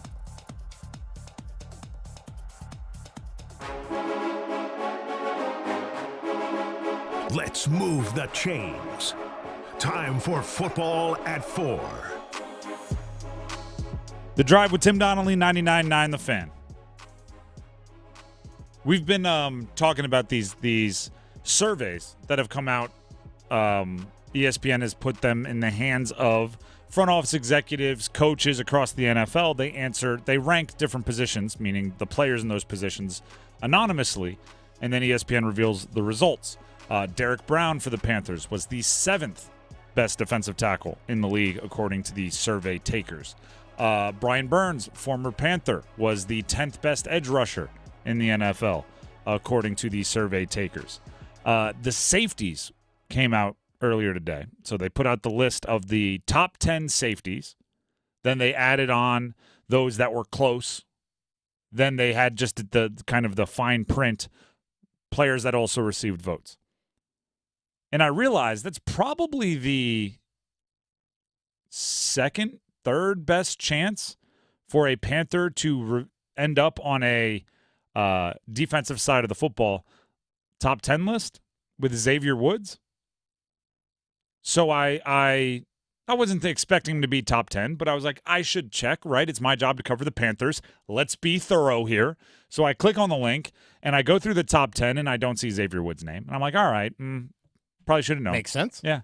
Then I go, well, let me see if he's in the next group. Let me see if he's in that, like, these guys got close group. And I clicked on it, and nope, not in there. I was like, well, certainly somebody, some exec, some coach, somebody that's worked with them in the past, somebody that he had a great game against, somebody gave him at least one vote.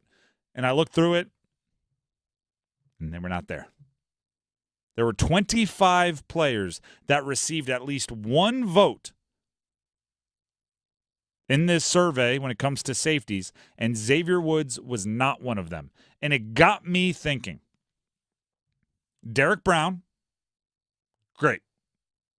J.C. Horn, when healthy, awesome. Very, very good. Jadeveon Clowney, been explosive, been proven in the league for a while now. Who's next? Season on the line. I like these kind of questions, right?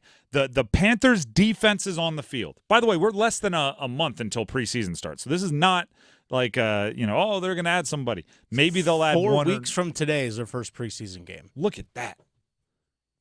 Season on the line. Let's say week 7, right? You won 3 games early, but then you're on a 2-game losing streak. And it feels like you're at a tipping point, right? You're either going to turn your season around or everybody's going to call that early part a fluke. So you're 3-3, 2-game losing streak, week 7. You're up 4. Very, very important play, right? 2-minute drill-ish, right? It kind of feels like it's 3rd and 7. It all comes down to this play. Derek Brown doesn't make the play because they're double-teaming him. Jadeveon Clowney's hurt. J.C. Horn, they're going to throw it elsewhere. Or they're going to run it, throw it, whatever. They're going to go elsewhere. Who do you want? Who can you trust the next most on the Panthers defense? Outside of those 3, where do you go next? I think it has to be Xavier Woods. I think it has to be. Like, that's the guy you'd want to be put in the playmaking decision, in the kind of pivot point position that the whole play is going to fall on.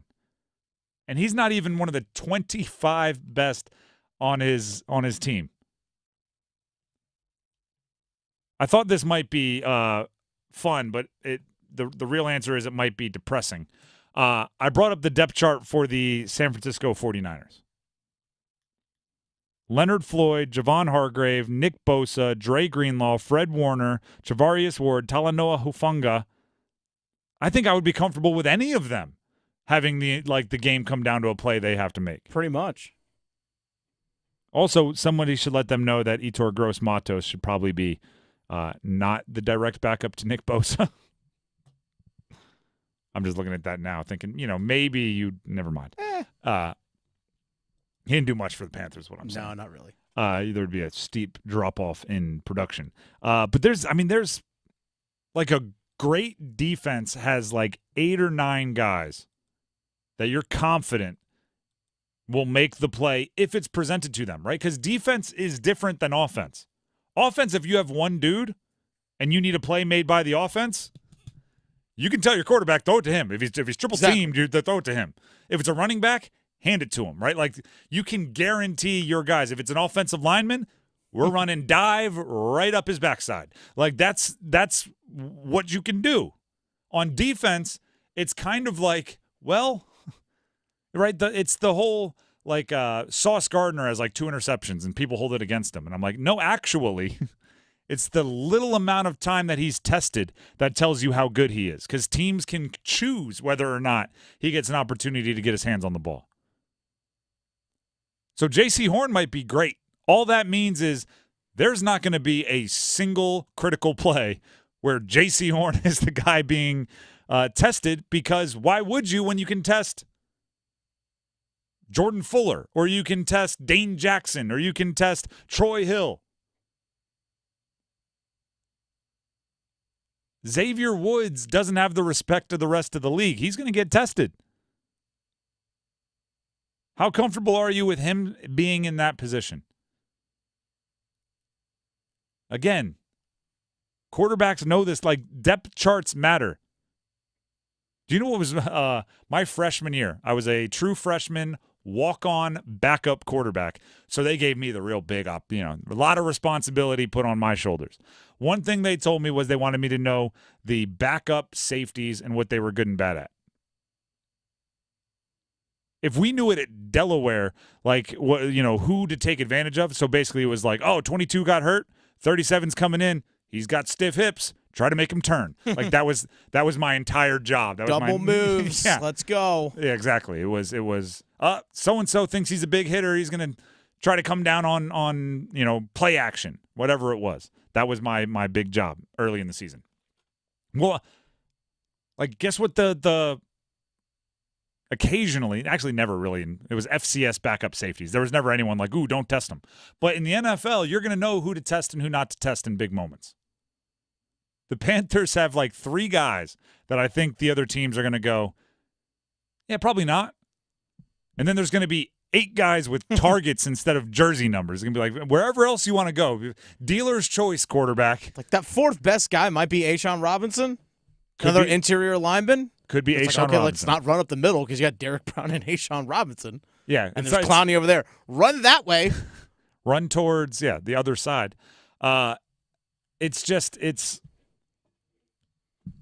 There's a world where the Panthers' offense is greatly improved and the Panthers' defense makes it irrelevant because they'll, like, sliding scale for as much as the offense improves, the defense will take a step back. And I think that's kind of intentional, right? Because so much, and not intentional like they got worse. I'm just saying intentional like they've moved resources from the defensive side of the ball to the offensive side of the ball. There was a focus. I think there's much more confidence in what if your fourth best playmaker on offense has to make a play, and much less confidence in what if your fourth best defensive player has to make a play. And the reason why that decision was made, like you said, choices were made, is because your entire franchise is riding on Bryce Young figuring it out. So they moved their resources to help him figure it out, and now they're going to look at Ejiro Evero, their defensive coordinator, and say, do what you can, my man. Like duct tape and smoke and mirrors, right? Call a trick play. I don't know. Do what you got to do. But it's tough when you start getting to, the third and fourth best player on that defense. The Drive with Tim Donnelly, 99.9 The Fan. Right now, here's Dennis Cox. Hey, Dennis Cox here with my friends over at Law Tigers. If you're a motorcycle rider, doesn't matter how long you've been riding, I need you to do one thing for me. I need you to go to lawtigers.com. Again, lawtigers.com. Scroll on down their homepage and sign up for their free rider benefit kit. Their free rider benefit kit. It's free for you. If you're a motorcycle rider, don't you want to know all the advantages and the rights that you have as a motorcycle rider, but also knowledgeable in the sense of, what do I need to do with my insurance? Maybe I need to take a look at my insurance to make sure everything is up to par, or maybe I'm not getting the maximum coverage that I can get. If I am in a motorcycle accident, what's a benefit to me? What happens in terms of replacing my bike or maybe recouping some of that money? This is where Law Tigers comes in. Law Tigers, they're motorcycle riders as well. They understand everything you're going through when you're on the road, if you get in an accident. And that's why if you are injured in a motorcycle accident, you got to call 1-800-LAW-TIGERS before you call your insurance companies, because insurance company, they just want to pay you the least amount of money possible. Law Tigers, they understand what your bike and your gear are worth and what you're going through after that accident that you've been in. Your case evaluation is always free, and they do not get paid until your case settles. So call 1-800-LAW-TIGERS, North Carolina's motorcycle lawyers. Law Tigers is a network of independent law firms who are members of the American Association of Motorcycle Injury Lawyers. Law Tigers is not a law firm. The Drive with Tim Donnelly, 99.9 The Fan. When we come back, we go old school. Hurricanes and cons. What are you most confident in? What are you most concerned about when it comes to the Carolina Hurricanes? Stick around. Move your sports day forward. Players get gaslit in arbitration. You relive every turnover, every lost battle in the corner, every missed shot, because this is about getting paid. But it's also, on the team's end, about getting under the cap. Get set up. Join Next Up with Paul Ihander. Mornings at 9 on 99.9 The Fan, the Triangle Sports Leader. Hungry for flavor and value? Then it's Bo time. Nothing slays the hunger beast like some of that bodacious Bojangles flavor. And there's never been a better time to satisfy your Bojangles sandwich cravings than now. With Bojangles Summer Sandwich lineup, you can choose a flavorful Cajun fried chicken filet sandwich, or a tender Cajun grilled chicken filet sandwich, or a crispy Cajun filet club sandwich, or a tasty Bo's chicken sandwich. Make it a sandwich combo and add your choice of a side. Maybe Bojangles seasoned fries, dirty rice, or Cajun pintos. And to complete the perfect meal, Bojangles legendary iced tea. There's a Bojangles sandwich combo for everyone in the family. Summer just doesn't get any better than that. What are you waiting for? You know you're hungry, and you know you want flavor and value. So, it's Bojangles Sandwich Combo time. Picture this, the perfect summer barbecue. No stress, no responsibilities, just all your friends, burgers sizzling, hot dogs cooking, Pepsi Zero Sugar fizzing, and a backyard of very, very happy people. Oh yeah, we could get used to this. Very, very used to this.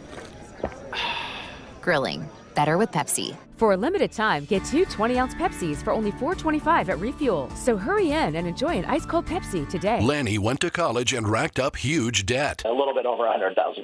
For a degree he couldn't use? Now what? I had a friend that went to my computer career and they talked to me about it. He was done in just months. I did do it online. They even helped him get hired immediately after graduation. One of the things I love about IT is that you can work from anywhere you want. You could become an IT pro in just months with zero experience at My Computer Career. It worked for me, and I know it can work for you. It's not rocket science. It's mycomputercareer.edu. If you're a veteran, listen up. Did you know that you can access up to 100% of your home's equity right now? Hey, it's Dennis Cox for Loan Pronto. You can do it with Loan Pronto's VA Equity Advantage program. You can get 30, 50, 100 grand or more and use that money to pay off all those credit cards and personal loans, car loans, or maybe use the cash to do that home improvement project.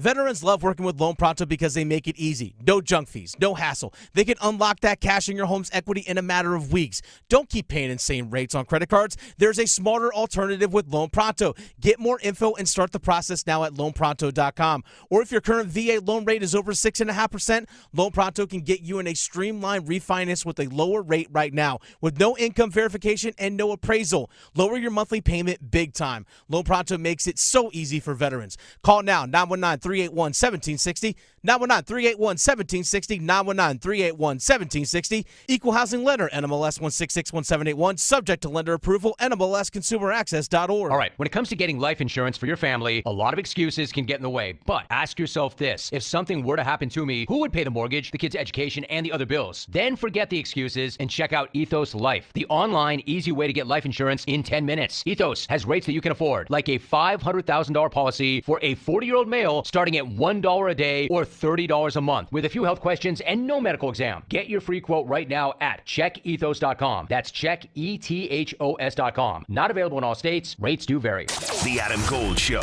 I saw some video of LeBron, KD, and Steph Curry. The last time we saw something like this was the Dream Team. Michael Jordan, the best player. Magic Johnson, Larry Bird, the 7th best player in the history of the game. This team has LeBron James, Kevin Durant, Steph Curry. Historically ridiculous. The Adam Gold Show, weekdays starting at noon on 99.9 The Fan.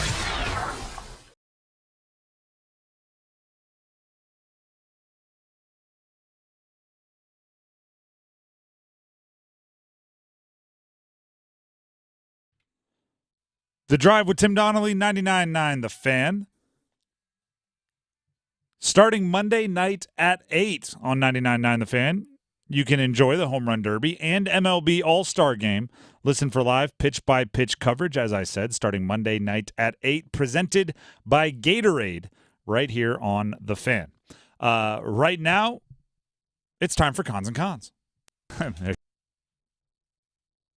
But to play great defense, you need one thing above all else. That starts with a W. Confidence. Confidence. We're kicking it old school today. We're going hurricanes and cons, right? Sometimes summer you get creative and our confidence and concerns have been about a bunch of different things. We're just going canes with it. What are you most confident in? What are you most concerned about when it comes to the Carolina Hurricanes? I overthought it, as I always do, Dennis. So I have two categories. I have my confidence and concerns? No. I should have explained this better. I have like my hockey answers for confidence and concerns, and then like my locker room answers for confidence and concerns. As always, we have good news and bad news. Let's go bad news first, because that's what you always answer. I'll start with my hockey concern. If you listen to the show, you will not be surprised by what I'm about to say. The second line of forwards. I am concerned with, first of all, who's it going to be?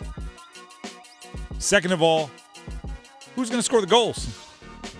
So once you decide which three are going to go there, especially if the roster remains as constructed right now, I need to know who's going to be skating with the second line. And then my next question is, because I don't see a ton of goal scorers in the options, who's going to score the goals on that line? That's one of my biggest concerns. And like I can bring up let's see here, Daily Face-Off, and they kind of predict who the lines are going to be. They have Svech, Aho, and Jarvis, top line. Makes sense. Yeah. Second line, Roslovic, Kuznetsov, and Necas. Okay, interesting. I guess Necas would be the finisher there. Yeah. That second line it's concerning to me. And this isn't new. I've been saying it for like 2 weeks now. So there's my concern. I'm worried about who's going to score the goals when that first line is not on the ice. And by the way, you're always going to have that concern about like a fourth line. If you just have 30 goal scorers on your fourth line, then yeah, they give an all-star team. Yeah, go ahead and start dusting off the place on your mantle for the cup. That third line, as we call it, even though it's kind of its own category, the stall line is what we've referred to it as. That's what Rod calls it too. That is, they might not be scoring goals, but they're all about not giving up goals as well. They're just some of the best defensive forwards and best defensive forward play in the league. It's that second line where it's like you need to get some production there. You need to get some points, and I'm concerned that it's not there. What are you concerned about? Kind of a little bit more specific on that note for my concern is who's actually going to be that second center? Who's actually going to grab that? Who's actually going to take that spot? Is it going to be Kuznetsov that you traded for at the trade deadline last year? Is Jesperi Kotkaniemi going to actually live up to the money that you're being paid right now? That's the big question. He's getting paid just over $4.8 million a year. He's being paid to be your number 2 center, to be a goal scorer, to be on the score sheet on more nights than not. He has not done that yet. Would you agree there's 4 candidates for second team centers? It's with Kuznetsov, Jury, Kotkaniemi, and maybe Roslovic? Yeah, I mean, Roslovic maybe. I would say, honestly, it's 3. Okay. Honestly, it's 3. I wasn't even confident as I said it. Yeah, that's the way I see it as of right now. But in reality, you would want probably Drury to be your 4th. I think that's where you want Stahl to be in your bottom 6 as well as that lockdown guy. Obviously, Aho is your number 1. Mm-hmm. Kotkaniemi and Kuznetsov, the reason why they weren't that number 2 center last year is because they weren't performing super great in that role. That's the reason why Jack Drury had to play up on a line with Martin Necas and Jordan Martinook. He was forced into that spot. That's kind of what I was getting at with Roslovic. Like, if Drury is there, it's by default. It means Rod kind of throws his hands in the air and goes like, I guess it's Drury, right? Yeah, it was like because he trusts Drury defensively. Drury can play in multiple situations. Would you try Roz before you try Drury? Maybe. Just for the reason of you like Drury in the kind of captaining that 4th line? I don't know if I would necessarily put him there. I would probably more, if you're putting Jack Drury up there, it's probably Roslovic might be your 4th center in that case, or at least on the ice to take right-handed faceoffs in the defensive then you zone. got to find another winger for the second line. That's kind of the situation. It's like, so yeah, who's that number 2 center? They have not had one since Vincent Trocheck. You're going to open up that wound, are you? It's a fact. They have not had one since Vincent Trocheck.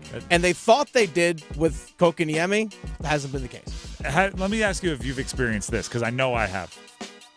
The first half of last season, I didn't hear the nostalgia for Vincent Trocheck that often from Canes fans.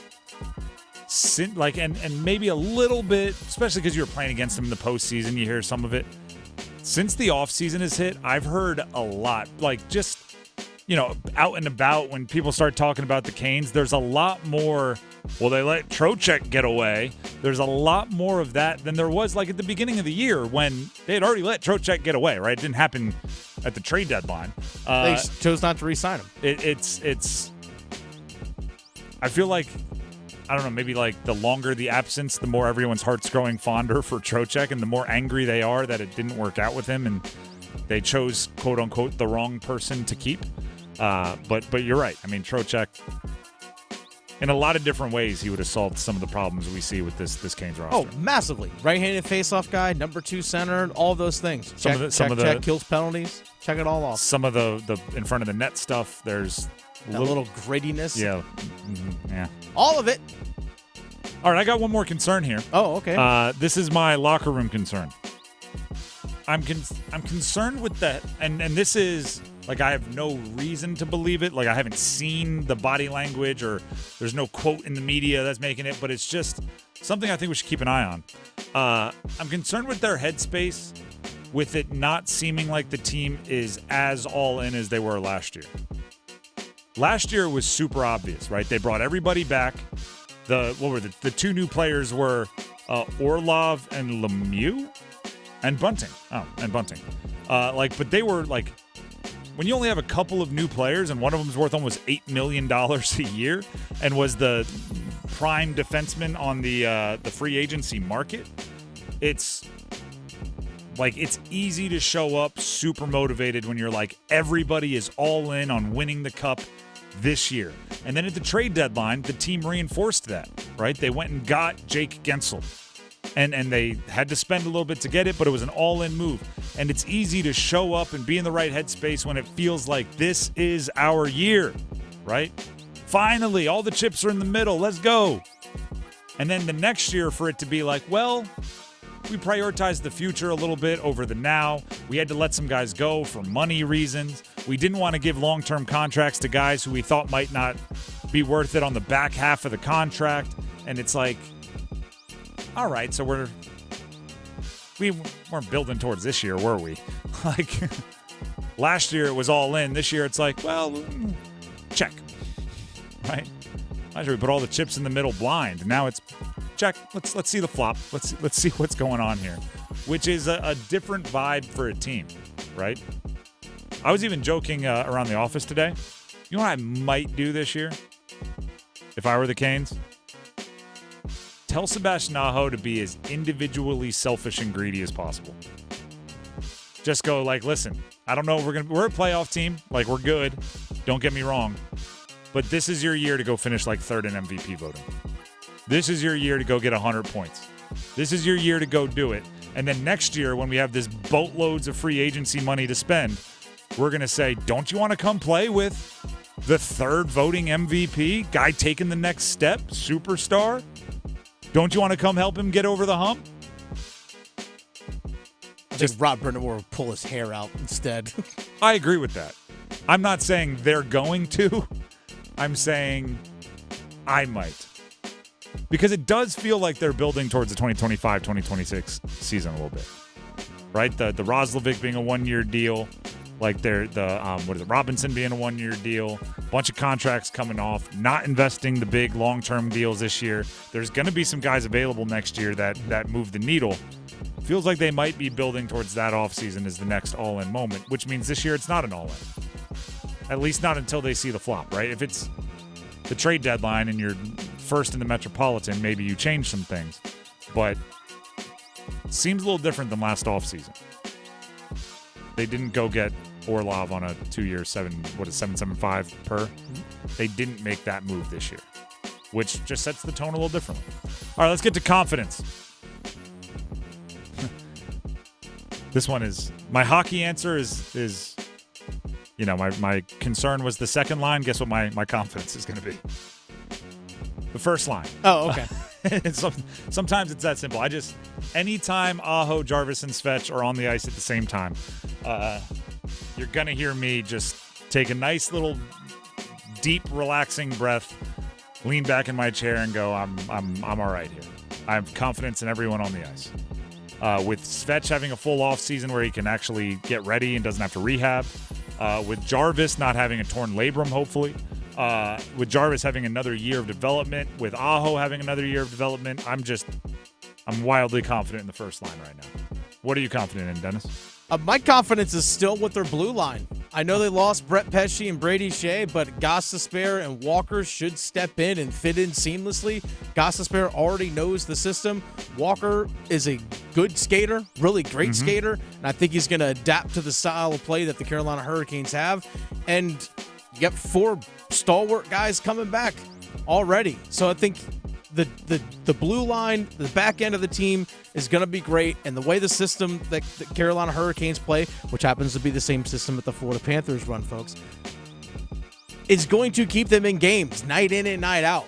This is a team that will make the playoffs. Is it going to be a grind and a little bit of a struggle at times? 100%. Absolutely, I think so. It's not going to be a 110-point team unless you're going to do it. But if they're a 110-point team, there's a lot of 2-1 victories in there. Yeah, well, there might be, but you know what? 110 points is 110. Yeah. But that's how this team is probably going to play, a little bit more of a grinding style. But on that back end, they're always going to be in games because of their defense and just how they play defensively as a team. My last confidence here, and this is the locker room answer. I'm confident in Rod with the challenge in front of him. Rod Brindamore, and he spoke to the media at the last day of the Canes prospect development camp, where he said, I'm paraphrasing here, but only a little bit, it stinks watching those guys leave, right? He tried to relate it to a college coach where it's like the roster turns over every 4 years, but then he went, but some of these guys have been here even longer than 4 years. He's like, it's like he admits it stinks. I think there's also a part of the best coaches, and I think Rod Brindamore is one of them. There's a part of them that when they get put in this situation, they kind of get excited, right? Let's be real. Obviously, he had to coach like Brett Pesce and Brady Shea, but it was much more of just little tweaks here and there, hey, remember da-da-da. Now he gets to get in there and coach. He gets to do a little bit more, you know what I mean? Last year, there were what? I went over it earlier. There was 2.5 new players in the roster. Everybody else was already indoctrinated to the Canes culture.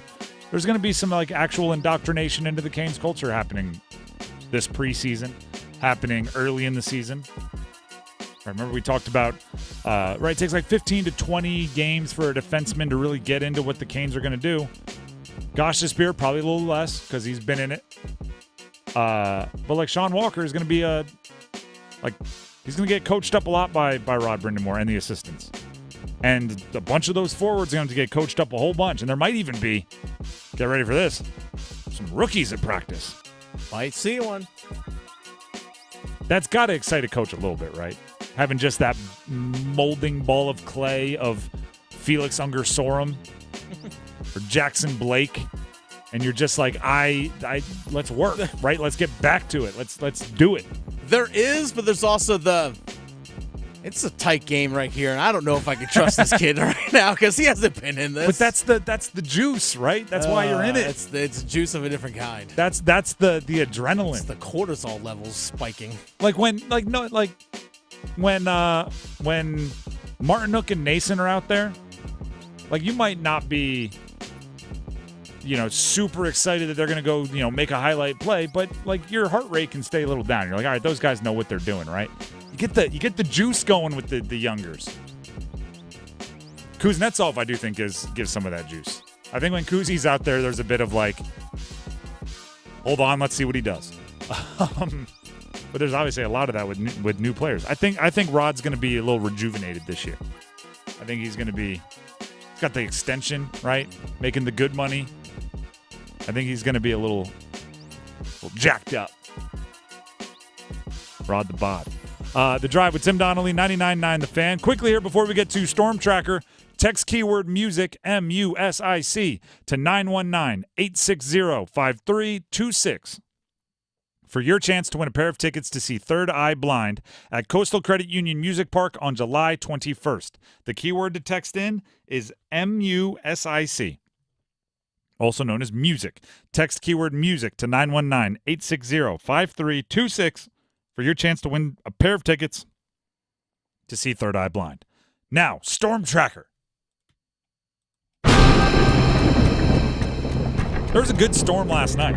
Yeah, there was. There was some good thunder, some good crackles of thunder. My hockey equipment sits on the porch of my apartment, and I was lifting that up and trying to move it as far back away from the railing as possible. Doesn't necessarily work all the time. I was, and you want to keep that outside as well because otherwise, the place stinks. Yep. I was outside letting my dog use the bathroom. And I was like, all right, come on, buddy, hurry up. But boom, hurry the heck up, let's go. It was very, very close. Anyway, Storm Tracker, where we go, not to talk about storms, to talk about the Canes. Rumors, rumblings, ideas, maybe things that we think should happen or could happen. Dennis, what are we tracking today? All right, so we've talked a lot about how the Martin Necas saga in terms of is he going to stay, is he going to get traded, is he going to Are the Canes and Necas going to actually reach salary arbitration? I mean, who knows? Who knows?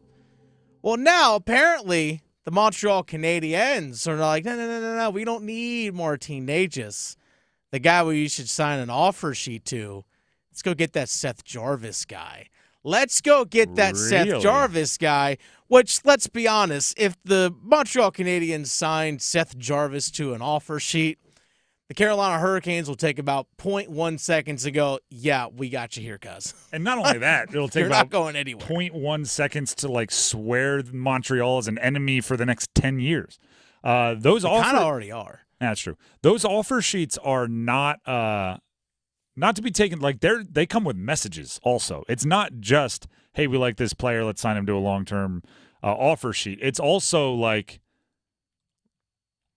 a jab towards that team where relationships matter. You know what I mean? There's some retribution. That's interesting. Because Seth Jarvis, he did not file for arbitration. Well, he's not eligible. True. He's not eligible for arbitration. So, basically what I was pointing out is those arbitration guys can't sign offer sheets. They cannot. Seth Jarvis still can. He still could sign an offer sheet, and the team would have to decide to match, or I would assume take a boatload of picks, but it would not be a difficult discussion because Seth Jarvis is awesome and the Canes know it. So, for example, let's say a team wanted to sign Seth Jarvis to an offer sheet, and they said, all right, young man, we're going to give you over 7 years, let's say $8 million a year. Which is well within the market value of a Seth Jarvis on the open market. Which makes perfect sense. The team that signs him to an offer sheet would have to offer both a first-round pick, second-round pick, and a third-round pick in order to sign someone of that value. If you sign over anywhere between $8.58 million and $10.7 million, somewhere in that range, it's 2 first-round picks, a second-round pick, and a third-round pick. So you have to have the draft capital even to offer an offer sheet or sign someone to an offer sheet. But nonetheless, in the range of the $6.4 to $8.5 million that Seth Jarvis would sign for, it's going to cost you a first, second, and third round pick, and I don't know if all teams are going to be willing to do that. But for a guy like Seth Jarvis, I could see it. And well, the other thing is, it's essentially like trading. Not only it's trading and already having the contract agreed upon when the trade is done, the extension. We talked with Eric Tulsky on this show, and he said signing offer sheets is not good business for anybody because we have the cap space and we'll just match it, and then. The player wants out. They don't get out because then we can't trade him even for a year. And for the other team, then we just locked up a player that you want and we can't trade him for a year. I'll also say this. Signing an offer sheet when you know the other team is going to match, and I mean, I guess you don't know 100%, but you're pretty darn confident the Canes are going to sign any offers or match any offer sheet that's signed for Seth Jarvis. I wonder what that does to the psyche of the team that you have. Right? Let's say what were the terms you threw out there? 7 years, $8 million per year. Is that what you were rolling with? Yeah. Let's say the Montreal signs him to a 7-year, $8 million contract offer sheet. You don't think there's going to be some people on the Canadiens looking around going wait a second, we have $8 million a year to spend and you were lowballing me 2 months ago? Right? It's one of the best jokes from what was it? It was the Mark Twain Award for Dave Chappelle. Jon Stewart spoke at it, and he goes, I remember when Comedy Central offered Dave Chappelle $50 million per season to continue the Chappelle show, and Chappelle, because the messages weren't being accepted or realized the way he wanted, he turned down the $50 million. And Jon Stewart said, I remember my first thought when I heard that bit of news. Comedy Central has $50 million? I do think that kind of happens where it's wait, you signed Seth Jarvis to how much? Knowing we're not even going to get him? You just had that to offer up? You got to be worried. There's been times where I talked about making sure no one makes more than Sebastian Aho on the Canes. Not because there might not be someone worth more, but because it sends weird messages to kind of, the hierarchy of the team. Now, obviously, if there's the right player, you're willing to go above. But, if there's a player who you don't think is as valuable as Aho, or that Aho would feel maybe threatened by, you got to be aware of those things. Money sends messages. So it'd be interesting to see if anyone has the intestinal fortitude to put a offer sheet even in front of Seth Jarvis. By the way, there's only been 2 offer sheets signed in the last 11 years. Both involve the Carolina Hurricanes and Montreal Canadiens. Just saying. And the Canadiens have over $10 million in cap space. It's that right. They hate each other. They kind of do. They fight with offer sheets. That's fine. Who do they have that's restricted? I'll find out. Let's fight back. Let's fight fire. Oh, you're going to sign Seth Jarvis. We'll match it and sign this one. That's what they did with Jesper Kotkaniemi. It's actually kind of exactly what happened. The Drive with Tim Donnelly, 99.9 The Fan. Right now I need to tell you about Capital Financial Advisory Group, and you know that means my guy, Coach Pete. Coach Pete is passionate, I think that's the best way to describe it, with making sure you have the best setup for your retirement. And that really comes down to 2 things, right? Maximizing your income in retirement that you don't have to worry about, while also protecting your money from the catastrophic, right? From the big things that terrify you and make your retirement a nightmare. That's what they do. They build complete and total customized retirement plans that will make sure your income is maximized. You get the most money possible in your retirement, while also ensuring that you prevent those things that dive into your money and eat it all up, right? It is a twofold thing. He puts it in football terms for me, because he knows that's the language I speak. He's like, you need your offense to keep gobbling up yards, right? Keep moving forward, keep making progress, but you also need to protect the football. You need to make sure your defense isn't in bad field position. You need to make sure you're doing both, right? You're being aggressive, you're taking care of the advancement while also protecting the gains you've already made. If you want a complete and total customized retirement plan, you can give him a call. 800-691-3215. And if you let him know I sent you, Tim, just say Tim from 99.9 The Fan sent you, he'll hook you up with some free stuff like his best-selling book, one of his many best-selling books. 800-691-3215 is the number to call. Say you heard about it from Tim, or text my name, TIM, to 600-700. That might be, I'm a texter, right? And most phone calls I go, this probably could have been a text. Just text my name, TIM, to 600-700, and they'll hook you up. We're going to take a break. When we come back, a brand new stat. That's right. In the college basketball, who gets into the NCAA tournament? It's not just wins, losses, rebounds, scoring differential, strength of schedule. There's a brand new stat that's going to be imparted into the committee. I'll tell you what it is next. Move your sports day forward. Players get gaslit in arbitration. You relive every turnover, every lost battle in the corner, every missed shot, because this is about getting paid. But it's also, on the team's end, about getting under the cap. Get set up. Join Next Up with Paul Ihander. Mornings at 9 on 99.9 The Fan, the Triangle Sports Leader. Longer days mean longer rides. Make sure your bike, your ATV, your side-by-side, even your golf cart are the best around. From sound station and security, we've got custom stereo systems, custom speakers, even video and LED lighting options for your bike, your ATV, and even your golf cart. Look the coolest on the road or at the lake, just tooling around. All available with installation from Sound Station and Security, with 2 locations, downtown Smithfield and on Glenwood Avenue in Raleigh. Online at myhotsound.com. This is the story of the one. As a maintenance engineer, he hears things differently. To the untrained ear, everything on his shop floor might sound fine, but he can hear gears grinding or a belt slipping. So he steps in to fix the problem at hand before it gets out of hand. And he knows Grainger's got the right product he needs to get the job done, which is music to his ears. Call, click Grainger.com, or just stop by.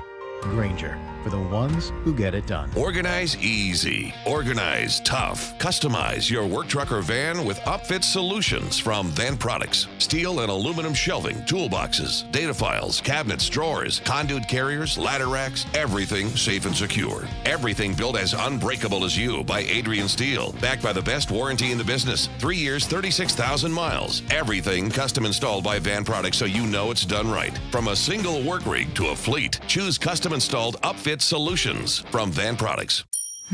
Doesn't the North Carolina Education Lottery Winners Club give the best massages? I've never felt so relaxed. Thanks to this month's scratch-offs, this is our life now. It's like winning again and again and again. New $80 million cash blowout and triple red sevens mean new winners. The Winners Club awaits. Must be 18 to play. Approximate overall odds winning range from 1 in 4.28 to 9.95. Problem gambling helpline 877-718-5543. The wait is over. Dell Technologies Black Friday and July deals are live. Check out incredible savings on select laptops and more, like the XPS 15, powered by Intel Core processors. The XPS 15 brings you the perfect balance of power and portability, plus stellar visuals and immersive sound. When you shop online at Dell.com/deals, you'll have access to exceptional tech and electronics, plus free shipping on everything. Don't miss out on Black Friday and July savings at Dell.com/deals. That's Dell.com/deals.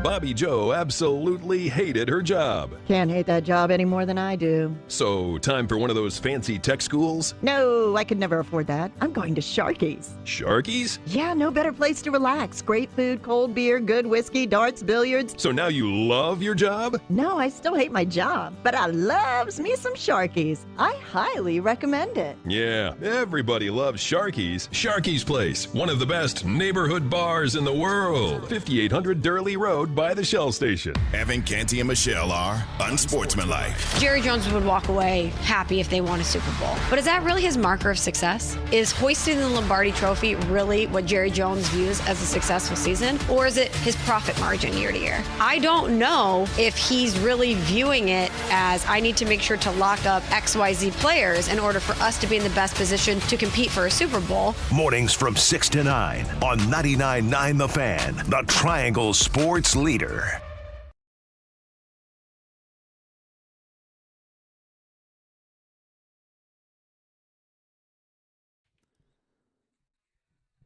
You may not believe this, but this song is actually a hint on the new stat that could decide whether your favorite college basketball team makes the NCAA tournament or not.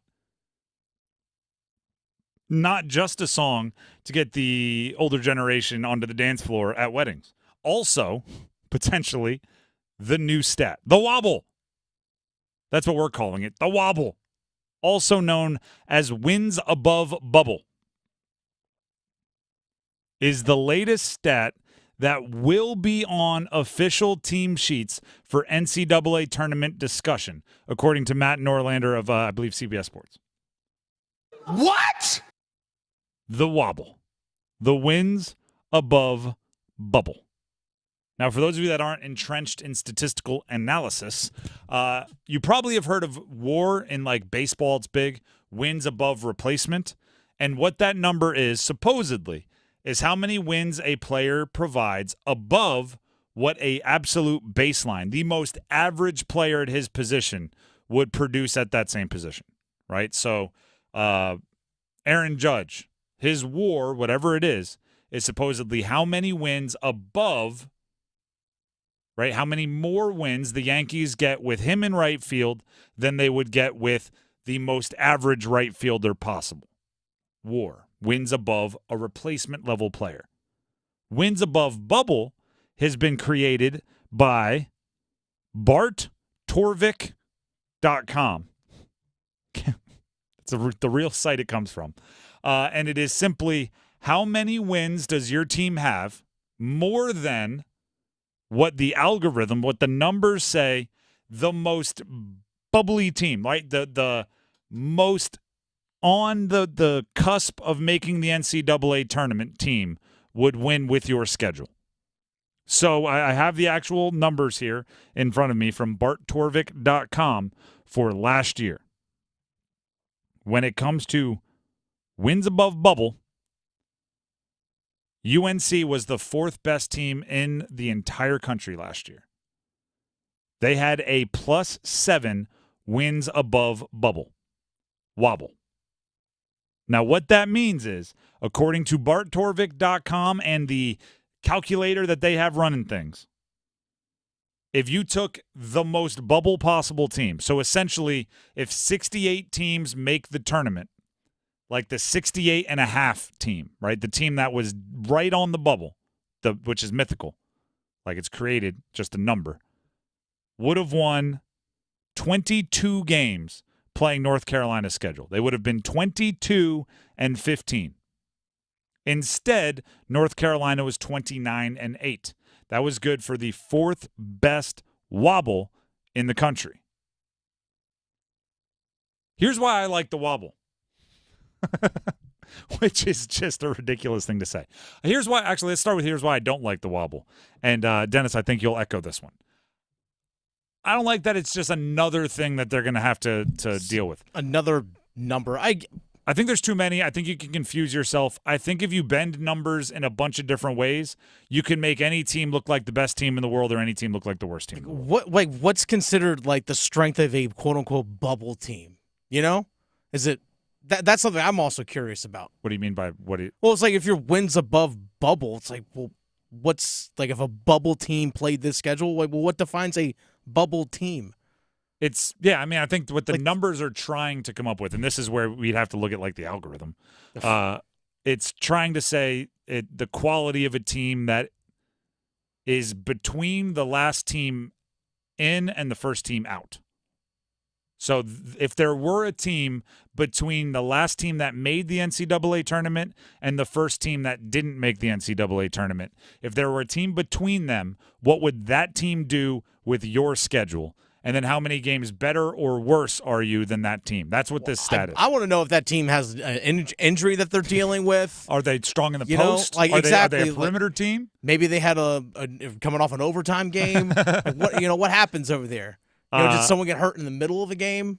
Yeah, numbers do lose all the context. Exactly, lose all the context to something like that. What I don't like is like net ranking will still be there, strength of schedule will still be there, win-loss will still be there, point differential will still be there. So it's like all you're going to do is give the committee, right? You're going to watch the games. The eye test is going to tell you the teams you think are good, and then you're going to choose the stats that make that team good and go, it's got the best wobble in the league, and somebody else is going to go, they got the worst net. And it's like, okay, stalemate. We'll return to them. Next page. I hope that made-up bubble team has a player that has to sit out the second half of the year because of academic violations. Who's tampering with them? Exactly. Who's tampering with them? Here's what their NIL budget's like. Here's what I do like about it, though. It does not discourage teams. Like the wobble as a stat will not discourage teams from scheduling good opponents, right? Because that mythical, that I don't know, idea of a bubble team would lose to a top 10 team in the country, right? So if you lose to a top 10 team in the country, you're not losing, like that's it's a wash, right? You both would have lost. You're not your wobble number isn't changing. So it encourages teams to schedule good games, right? Because the opposite side is I feel like I'm always making fun of teams.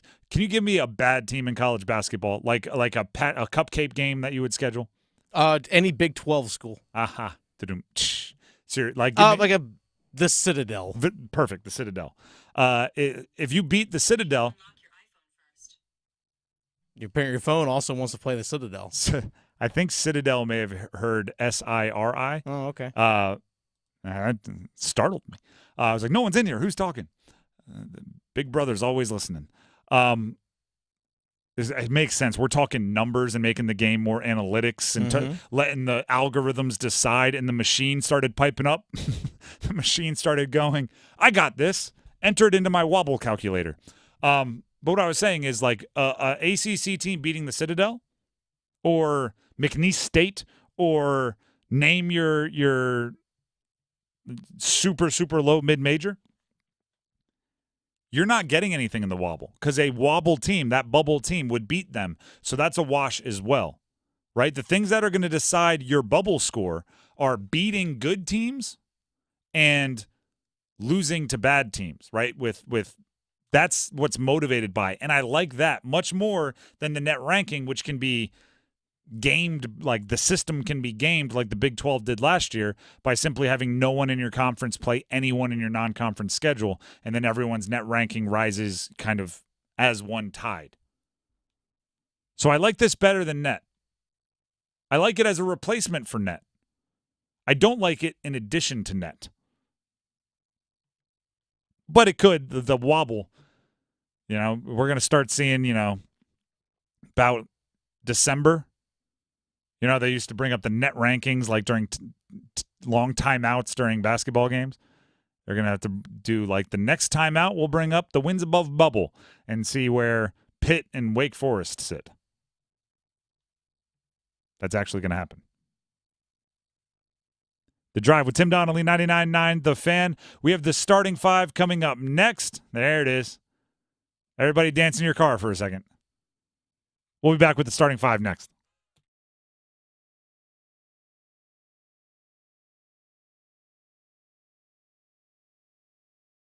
The Adam Gold Show. I saw some video of LeBron, KD, and Steph Curry. The last time we saw something like this was the Dream Team. Michael Jordan, the best player. Magic Johnson, Larry Bird, the seventh best player in the history of the game. This team has LeBron James, Kevin Durant, Steph Curry. Historically ridiculous. The Adam Gold Show, weekdays starting at noon on 99.9 The Fan.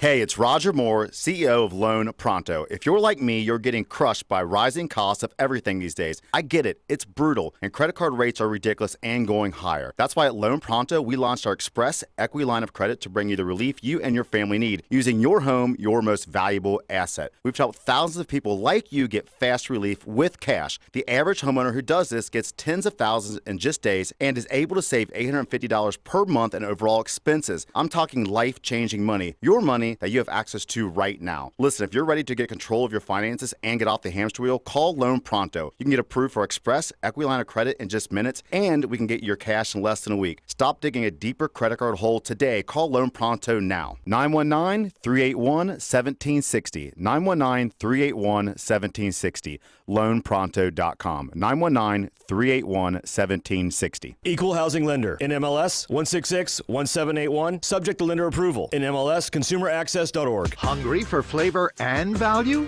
Then it's Bo time. Nothing slays the hunger beast like some of that bodacious Bojangles flavor. And there's never been a better time to satisfy your Bojangles sandwich cravings than now. With Bojangles Summer Sandwich lineup, you can choose a flavorful Cajun fried chicken filet sandwich, or a tender Cajun grilled chicken filet sandwich, or a crispy Cajun filet club sandwich, or a tasty Bo's chicken sandwich. Make it a sandwich combo and add your choice of a side. Maybe Bojangles seasoned fries, dirty rice, or Cajun pintos. And to complete the perfect meal, Bojangles legendary iced tea. There's a Bojangles sandwich combo for everyone in the family. Summer just doesn't get any better than that. What are you waiting for? You know you're hungry, and you know you want flavor and value. So, it's Bojangles Sandwich Combo time. Pre-order the new Samsung Galaxy Z Fold 6 and Z Flip 6 powered by Galaxy AI with Spectrum-free anytime upgrade. Use Circle to Search with Google to see more and search more on the large Z Fold 6 screen. Or capture perfectly framed pics using FlexCam and Z Flip 6. Pre-order through Spectrum and get up to $1,000 off, plus double the storage on us. Hurry! Offer ends July 23rd. Visit a Spectrum store or SpectrumMobile.com today. Offer subject to change. Valid for qualified residential customers only. Service not available in all areas. Restrictions apply. Capital Broadcasting Company and NC Beautiful award thousands of azaleas to nonprofit organizations throughout the state. If your organization would like free azaleas, visit us online at wral-gardens.com. Go to the Azalea Celebration tab and fill out an application form by August 31st. Let's keep our state looking clean and beautiful.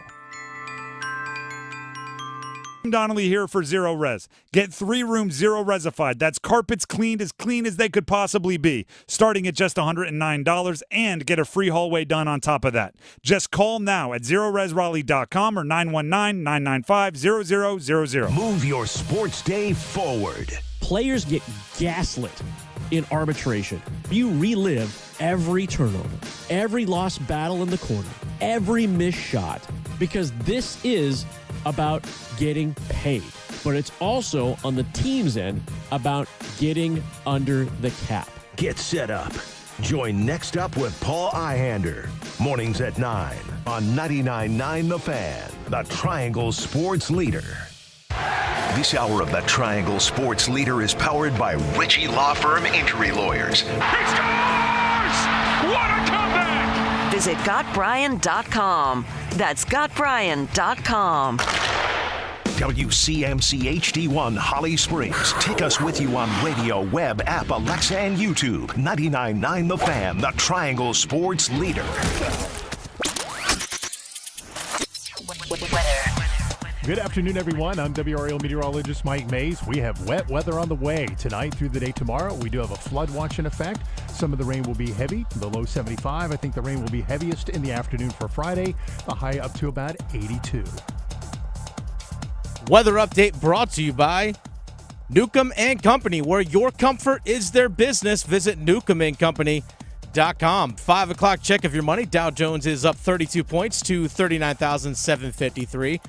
Market update brought to you by Pure Hockey. Get ready to unleash your potential this season. Your Wake Forest Pure Hockey store has the inventory of the top gear arriving from now through year end. Pure Hockey, your ultimate hockey headquarters.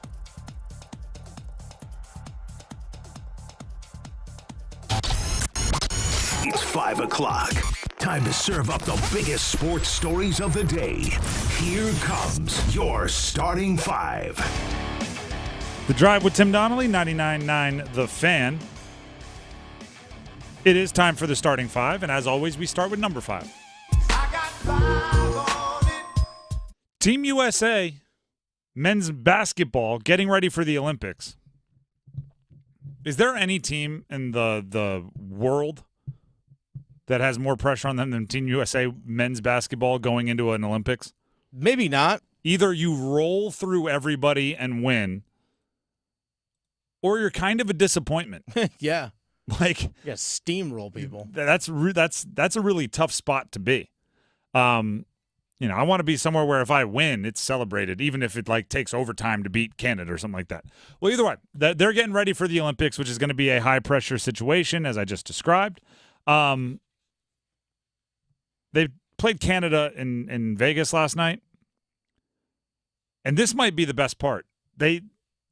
I know you know this analogy that I use all the time, but for those of you that don't, they Max Scherzer'd it. Okay. Max Scherzer, and I'm sure there's other good pitchers at this, but I always just put it right in the Max Scherzer wheelhouse. I feel like Max Scherzer is the best pitcher in baseball, or at least he used to be, at showing up with his C game. He did not have his A stuff, and you'd be like, wow, he really can't control the off-speed stuff, or he looks like he's really laboring out there. And then suddenly it's 7 2/3 innings of 2-run baseball, and you're just like, wow, he just, through sheer force of will and anger, 98 pitches. Yeah, it's how? And he's real fired up, and he's punching the inside of his glove as he walks off, and he's just he did his job anyway. It felt like Team USA against Canada, who might be the second best team in the world, against Canada in an exhibition, right? So, excuse me, take it with a little bit of a grain of salt. They Max Scherzer'd it. They showed up, very obviously did not have their A game. Kevin Durant wasn't playing due to a calf strain. Derek White wasn't playing because he had been on the team for 20 minutes. Kawhi Leonard had withdrawn from the team after 4 days of practice. It was a weird vibe. It was their first time playing together as a unit. They'd only had 4 practices. They did not have their A game, and then they walked off the court with a double-digit victory, almost 20 points. Wasn't really in contention late. Did not shoot the ball well. Didn't matter. Leading scorer had 13 points for Team USA. Didn't matter. Played great defense. Rebounded really well. Set the tone for what I think is exactly what they wanted to do. Right? Because guess what? A team that has Devin Booker. I don't know why I went him first. Steph Curry, Kevin Durant, LeBron James, Anthony Edwards. Like, they're going to be able to score a lot of points, right? 9 times out of 10, when that team goes out there, shots are going to fall, and they're going to score a bunch of points. And by the way, they didn't last night. If you watch the first half of that game, you might be like, I thought these were generational scores. It doesn't look like it. That's not going to happen often. But it's great to know that if it does, you can bottle up maybe the second-best team in the world, just make their life a living problem, and win anyway. So I thought it was a very good deal there. Also, I'm very excited for the Olympics. Also, they asked Anthony Edwards what other sport would he compete in if he couldn't compete in basketball. And he went swimming. Everybody else made sense. Steph Curry went golf, right? There was basketball skills for everybody else, right? Like, oh, volleyball. We jump high in basketball. Maybe volleyball. Anthony Edwards thinks he can do anything. Have you seen that clip where he was mic'd up maybe like a year ago now? Okay. Where they asked him like what sport he could have gone pro in other than basketball, and he just started listing, and he put like 15 sports together. I think that guy's going to have the confidence to make some shots in the Olympics. You know what I mean?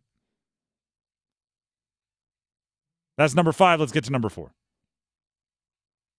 We are the 4 horsemen. Woo! Jon Scheyer was on the Devil's Den podcast, Duke men's basketball coach, and talked about tampering in college basketball. That's the transfer portal.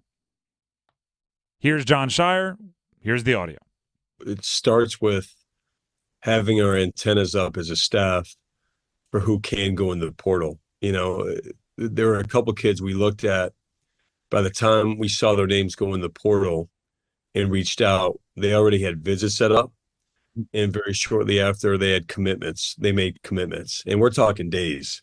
From the in the portal visit and then being committed. And so, you know, there's tampering all the time. You know, I mean, I could tell you the 7 guys that we had transfer, all 7 of them were contacted throughout the season. And that's just like, that's the way it goes. That's the era we're in. And so you have to just be ready to attack those things in real time. Do you know what's interesting about this? Dennis, you brought this up earlier. Coaches rarely walk down this path that Jon Scheyer is walking down because a lot of times you don't want the spotlight to flip, right? You start talking about your players being tampered with and you start bringing it up. And I know Jon Scheyer is not complaining about it here, and he's not like calling for the NCAA to investigate. But as you start talking about it, suddenly people might start going, "Oh, is that just the way it is?" Well, interesting, because you just got Malik Brown from Syracuse.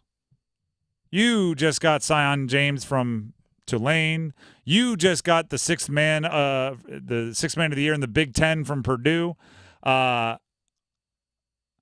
Is that the way it is? Is that how you get transfers in modern day college basketball?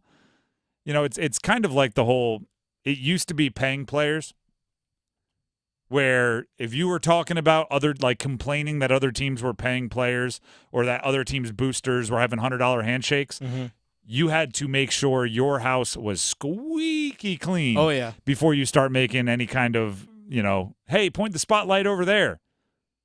Scrubbed clean. The whole glass house thing, right? Don't throw stones if you live in a glass house. It's just interesting that not many coaches talk about this. I do believe it is wildly prevalent in college sports as a whole, including college basketball, where, yeah, you're right. If you have a good player on a mid-major team, they've heard from power conference coaches through the grapevine at least by conference play. I don't even think it takes till nearing the end of the season. I think it happens often. It's just rare to have a coach talk about it because usually it's just, to use another cliche, snitches get stitches, right? A lot more I didn't see anything. I do not recall. Have you seen that scene from Wolf of Wall Street where they're all being interrogated? Like, yeah, I don't remember. And no, I don't remember. I do not recall. I do not recall. That is not my recollection. I do not recall. I cannot recall. I feel like that's usually what coaches do in college basketball, simply because you don't want anyone to recall anything that you have going on. Like you said earlier, I wish college coaches, if you're going to make claims that guys are being tampered with, call out other schools for doing it. Oh, you think it's call them half out. Step in here? Call them out. What if he doesn't know? Then you can't make a claim that guys are tampered with. You think it's journalism. You need it double sourced. I like it. But once you have it double sourced, print it on the front page, bold font. Say, hey, you know what? So-and-so at this school was talking to my player during the season. And call it out. And I got facts. Here are the receipts. Show it. But like you said, make sure that your house is clean. Yeah, that's the and I alternate between this. Head coaches know everything that happens in their program. This is one part that I go to because head coaches, they're micromanagers, right? They are control freaks. That's how you become a head coach in a power conference. It's very, very desired spot, right? But then I also alternate between, like, these are massive organizations and you can't possibly know what every person is doing. So, like, before you do what we said, right? Start talking about other people, putting names out there. I mean, you have to make sure there's not like a intern that reached out to a player a year ago. You know what I mean? You have to make sure there's no DM screenshots out there from your assistant strength coach. And that's just a hard game to know. It's a lot of stuff you got to be on top of. That's number 4. Let's get to number 3. 1, 2, 3. The semifinals of the Copa America, a big soccer tournament in North America, took place in Charlotte last night. And it turned into I was going to say boxing match, but boxing match is more regulated than what we saw at the end there. It was between Colombia and Uruguay. Colombia won 1-0. Uruguay had players go into the stands to fight fans.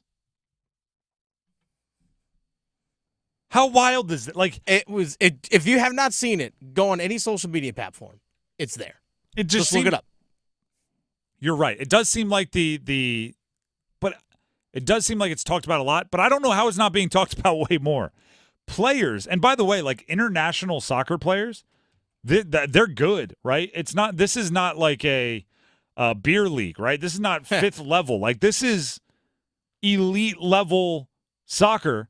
Had players go into the stands to fight fans of the other team. Fans were fighting each other. Fans were throwing, and it's not like, actually sometimes, the malice of the palace is going to get brought up. You remember like the couple punches that were thrown in the Malice in the Palace when Ron Artest and everybody went up there? You remember Jermaine O'Neal hitting the guy that looked like Turtle from Entourage? Yeah. You remember like the few swings when Ron Artest first got up there into the stands? So for those who may not remember the Malice in the Palace, about 20 years ago, it was in Detroit when the Pistons were playing the Indiana Pacers, and Pacers players went into the stands and were fighting people. And then some guys in the stands like came down to the court too. Oh, yeah. And caught hands, which in that case, you come down to the court, you're stepping into that guy's territory. Yeah, actually, and Jermaine O'Neal had one of the smaller suspensions because, I mean, he lit a dude up, but it was like the short corner. It was like a long 3-pointer where he was standing. It was about half court when he lit him up. So it's like, you came into the Tiger's cage, the Tiger gets to pounce. You know what I mean? But there were a lot more punches thrown last night than were thrown in the Malice in the Palace. Oh yeah, there were like combinations thrown. It was a melee there for a while. So I know some of the players from Uruguay were saying how we got family, we got family, kids, and people like that are up there. My assumption is that the fight between Colombia fans and Uruguay fans, because the stadium was completely packed, by the way, at Bank of America. I mean, packed. And I'm wondering if Carolina's a soccer area. It is. It showed. It looked like a lot of people, some other country. A lot of people traveled there for that. But nonetheless, I'm wondering if there was something that happened in terms of this scuffle where there may have been a family member of a Uruguay player, and it's like, no, that's my family. I'm going up in there to protect my family, which then led to others getting involved, and that's how maybe things escalated even further. We saw players that were on the field, on the sidelines, that were throwing stuff like water bottles into the stands at people. It was all over the long place. distance and hand-to-hand combat. Yes. And then you see the Charlotte PD is in the stands trying to break stuff up. I was like, where's the police? Oh, wait, they're in there. They're just being swarmed by people on both sides. I mean, there's, what, 80,000 people there or something like that? 75, yeah. That's a lot of people to control. And there were fights in the upper deck at different points of the game, too. I've seen videos of that as well. I mean, there's scuffles and altercations. It was wild. And the game on the field reflected it, or maybe the stands reflected the game on the field. Yeah, I think it's a chicken or the egg. Yeah. Right? It's because the game was super chippy. There were 7 yellow cards and a red card. Yeah. I mean, it was a bleep show. Colombia wins 1-0. They advance to the finals. Play Argentina. Are there any lasting effects of that? Is there any players not able to play? I don't know. Should Argentina wear football pads? Maybe they should. Hockey gear. I think the player that got the red card for Colombia is probably suspended for the next game just simply off cards, but I didn't see any Colombia players in the stands. In the mix? But they do have a third-place match, Uruguay versus Canada, I think, on Saturday, and my guess is players won't be playing in that. Yeah, they got to be calling up, second-teamers right now. Yeah, exactly. Anybody? Where's that one being played, the third place? Probably not Charlotte, right? No, it's not in Charlotte. To think the U.S. could have been in that game. Who would they have replaced? Yesterday? They would have replaced Uruguay? Maybe in Colombia, actually. They would have replaced Colombia? Yeah. So, yeah, you want to try that on us, Uruguay? You want to try that on true North Carolinians? And see what happens. I don't want to mess. I don't want any smoke. I'll stay in the media. I'll stay in the air conditioned media section. That's how soft I am. That was number 3. Let's get to number 2. Just the two of us. Oh, this is interesting. This one I was unaware of. Dennis, you brought this to my attention. The Dallas Stars are going to have their games available for fans to stream for free. For free. Imagine this, folks. So this is actually something I got researched or looked up actually earlier today. So we all know that if you want to watch the Carolina Hurricanes, you have to watch them through Bally Sports unless they're on a nationally televised And you have to play roughly between $18 and $20 a month. Something along those lines, unless you have Spectrum. So it's very hard to access these games. Well, Bally Sports and the Dallas Stars used to have an agreement. The Dallas Stars said, we're no longer going to be associated with Diamond Sports Group, which is the parent company for Bally Sports, all part of Sinclair Broadcasting. We're going to do our own thing.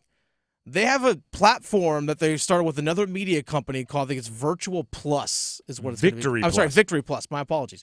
So they have a 7-year deal with Victory Plus. It's free. Free for your fans to watch. My favorite price. And it's going to be ad-supported, which, well, guess what? When you're watching any hockey game, there are commercials and ads that run during commercial breaks, like during stoppages of play, so it's not any different. So it's ad-supported. And it's free, which I'm thinking, love this. I love this. I'm like, oh, wait, I just got to log in maybe. Okay, fine. You have a login for me to watch games for free. If I'm a Canes fan, that sounds awesome. And I hope other teams around the league start looking at it like, wait a second, we can control the broadcast. We can sell the advertising directly and all these things. Maybe that's the route that we go. We have to root for this to work.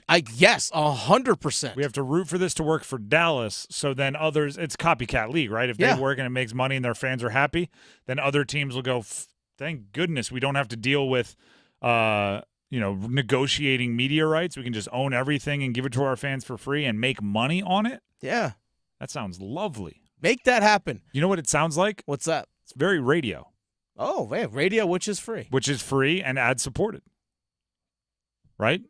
It's very us. It's over the air. It's just basically like over the air broadcasting. It's exactly. It's like over the stream, I guess would be the way to describe it. But I mean, I have to admit, I get annoyed by trying to track down Canes games, and sometimes. I bet 90% of the people listening to this right now are like, "Hey, I want to watch a game." And you know what? You know what? The we're paying for this every time there's like a lag or a glitch or something. 100%. We're paying. You complain about less when it's free. Yeah, it's like, I'll tell you, well, it's like, all right. So it took a while to load. Yeah, it's not costing me anything. That's a little fuzzy, a little pixelated, but it's fine. It's free. Yeah, there's a I don't know. It just sounds like it should work. Whatever. I hope it works for Dallas and Victory Plus. Whatever you can do to make sure that your fans are able to access your programming without a paywall is the best thing that you can do. And it'll turn your players, like the more eyeballs you get on your players, it'll turn them into bigger stars. It'll make them more marketable. It'll sell more merch. There's indirect ways it'll increase it, but you need to make sure it works like just nuts and bolts of it as well. The one downside of it is that sometimes it might be harder for casual fans to maybe flipping through channels and go like, oh, yeah, there's a hockey game. Let me just check it out and see what's going on. That might be the one downside unless you do a really great job of marketing to tell people, hey, free, just click this link. Don't even have to log in or sign up. Just click this link and watch. It has to be like DallasStarsGames.com. Like it has something. to be something super easy and simple and self-explanatory. Put it on your website. Yeah. On every single game. Put on your homepage of your website. Watch game here. Twitter has to do a good job. Instagram. All those things. And then make it come to the Canes. Yeah. That's number 2. Let's get to number 1. The one! The Athletic, meaning like the website, I think they're owned by the New York Times now. The Athletic did a survey. And, we love athletic surveys because they tell us things about the inner workings of the NHL or whatever league the survey is about. And they did way too early predictions for the NHL. And the Canes pop up all over these way too early projections. Things like, can the Edmonton Oilers make it back to the Stanley Cup final? Things like, are the Florida Panthers bound for their 3rd straight final? And many, many more. Here's what they did. They asked NHL staff some of those questions and many more, and we have the results. So I think we should just go through where the Canes are. First of all, they asked NHL staff, who will be the Stanley Cup champion? The Canes received 3.1% of the vote, which puts them in 6th. What is it about 6th with the Canes? ESPN NHL way too early power rankings, 6th. Betting odds as of 2 days ago when I was looking at it, 6th. They've polled the NHL staff anonymously, 6th. 6th. Everything's 6th. By the way, almost 50%, about 47% said Edmonton. Obviously, they were close, but, runners up, Carolina, 3.1% again. They're in 7th this time to be the runners-up. Let's jump to the next one. Biggest disappointment. They asked, who could you see missing the playoffs or being a first-round flameout is what they called it. The Carolina Hurricanes received 28.1% of the vote. They were the most voted for team to be the biggest disappointment, meaning miss the playoffs or be a first-round flameout.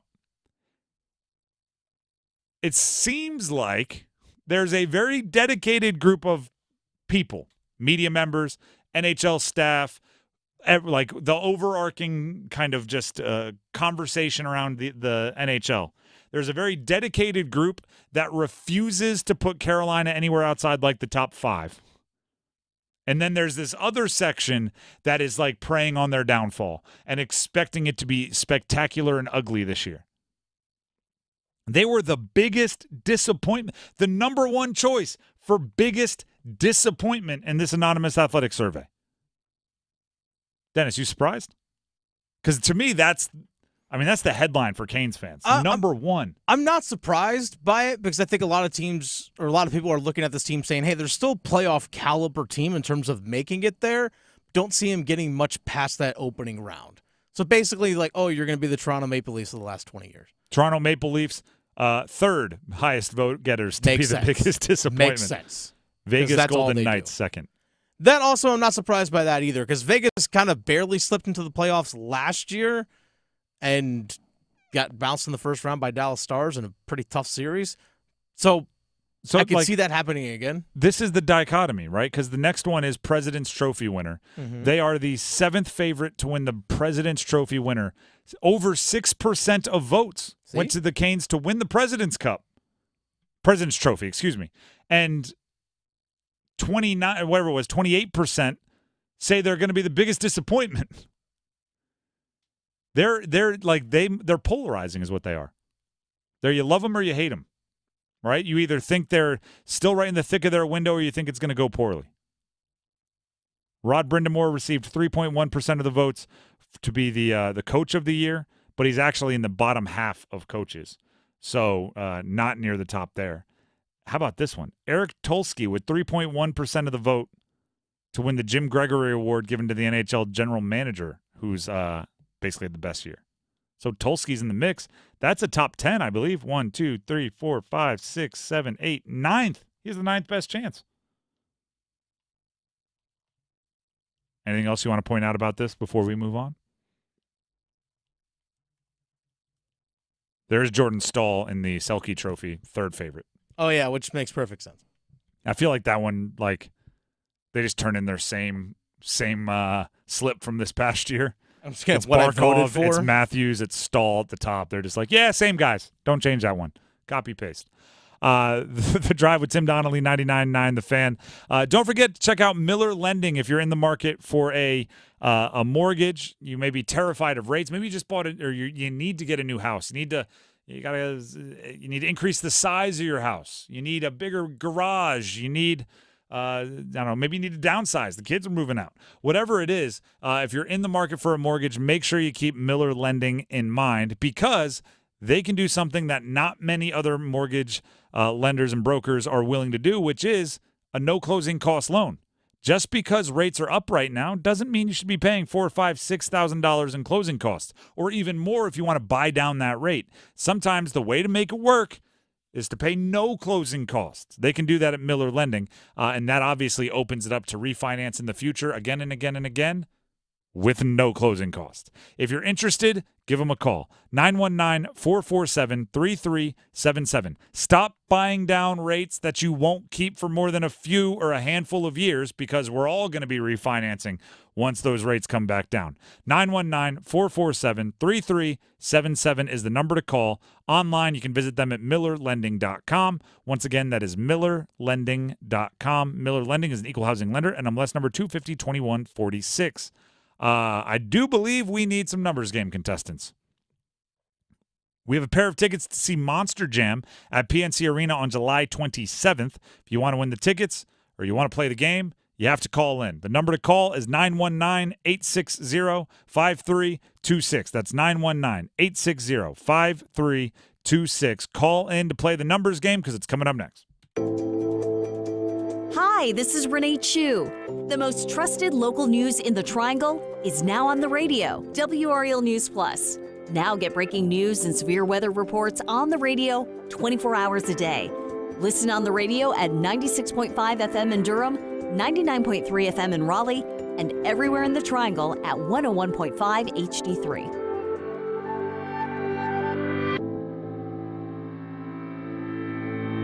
Sebastian Maniscalco. My wife and I went to go see Hamilton on Broadway. It Ain't Right Tour 2024. Oh my God, it is amazing. We saw it. Oh, it changed me it changed me. Now, as soon as I hear that, I'm like, I ain't gonna like this. Sebastian Maniscalco, live on stage in Raleigh. PNC Arena, Friday, July 12th. Get tickets now at livenation.com.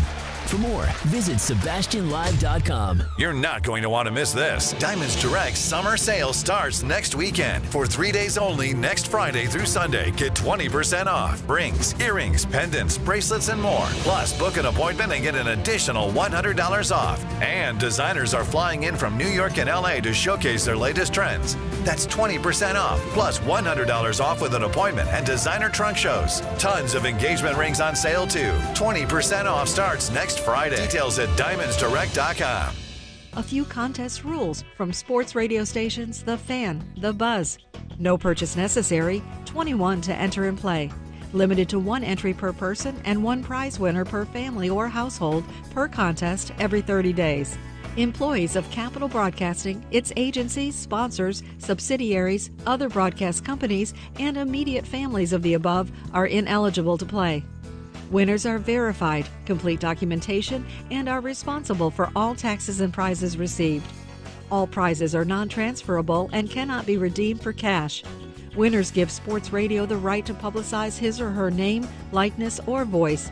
Sports may change contest rules and prizes at any time and holds no liability for canceled or postponed events. Complete info of Sports Radio contests available at WRALSportsFan.com or during normal business hours at 3100 Highwoods Boulevard in Raleigh. Where'd y'all go last week? Well, we've been watching our budget. So no going out? Oh yeah, we're going out, just hitting all the specials. First, we hit the House of Hops. That's Jerome's favorite spot. Big savings on Monday and Wednesdays. Mix and match craft beer and 25% off on to-go growlers. Oh, it's a great place to relax. You know, the Mix has some good specials and they're across the street. You have to check out their wine tastings once a month and their live music schedule, plus $5 draft beer on Thursdays. Then Saturday, it's Salt and Lime Brunch, and Monday they have $5 margaritas. Wait, what about Sharky's? Oh, sweetie, you know Sharky's is special all the time. So you're just going in a circle. House of Hops, Salt and Lime, the Mix, then Sharky's. House of Hops, Salt and Lime, the Mix, then Sharky's. Sounds like a vicious cycle. Well, I wouldn't say it's a vicious cycle. More like a wonderful cycle. Yeah, sounds like a cycle I need to be riding. House of Hops, the Mix, Salt and Lime, and Sharky's. Definitely a cycle you should be riding. Hope to see you soon. If Heineken Silver was a 60-second radio ad, it'd tell you all the stuff you need to know in only 30 seconds to keep things light and refreshing. Seriously, time me. Heineken Silver, a world-class light beer that's surprisingly crisp and refreshing, made with only premium quality ingredients and just 2.9 grams of carbs and 95 calories, all without compromising on taste. Heineken Silver, all the taste, no bitter endings. Order now at Heineken.com/silver. Must be 21 and older to purchase. Enjoy Heineken responsibly. Whew, 30 seconds, that's it. Done. Peace. The Adam Gold Show.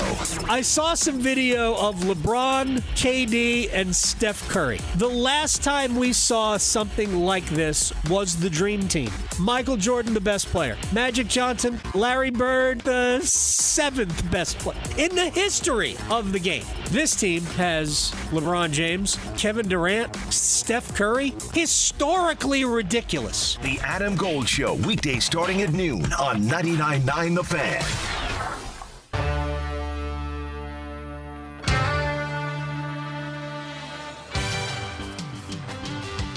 The Drive with Tim Donnelly, 99.9 The Fan. It is time to play the numbers game. Here's the deal, though. We had someone on the line 1. We still have David and Raleigh on line 2. David, you're going to get to play. But we had someone on line 1 who dropped right before we came back on air. So in a rare twist, this happens only occasionally. If you call in right now, you have a second chance to get on the show and to play the game. The number to call is 919-860-5326. It is first come, first serve. So if you want to play the numbers game, if you want a chance at a pair of tickets to see Monster Jam at PNC Arena on July 27th, call in right now, 919-860-5326. And you may just have a chance to play. In the meantime, David and Raleigh gets to go first. So, David, are you there? I am. What was that, Dave? Yep, I am here. All right. Thought maybe we lost you as well. All right, so David, because you were the one that did not drop off the line, you get to pick your category first. The categories are NFL, all players whose first name starts with the letter E. NFL Georges, all players that have the first that have George in their name somewhere, or NBA current players only, and NHL Canes and Whalers only. Let's go with Canes and Whalers only. All right. It's been a while since we had a a Canes fan step to this particular category. The way this works, I will give you the team and the player. You give me the jersey number as quickly as you can. There'll be 30 seconds on the clock. You have one pass if you need it. I know since the category is Canes and Whalers only, we know the team already for this one, but I will say it anyway just to keep the timing fair with the other categories. Are there any questions before we get started? No questions. All right, your time will start when you hear the horn. Jalen Chatfield, Carolina Hurricanes. 25. Incorrect. Bates Battaglia, Carolina Hurricanes. 13. Correct. Ian Cole, Carolina Hurricanes. 32. Incorrect. Jalen Chatfield, Carolina Hurricanes. 5. Correct. Derek Ryan, Carolina Hurricanes. 18. Incorrect. Ian Cole, Carolina Hurricanes.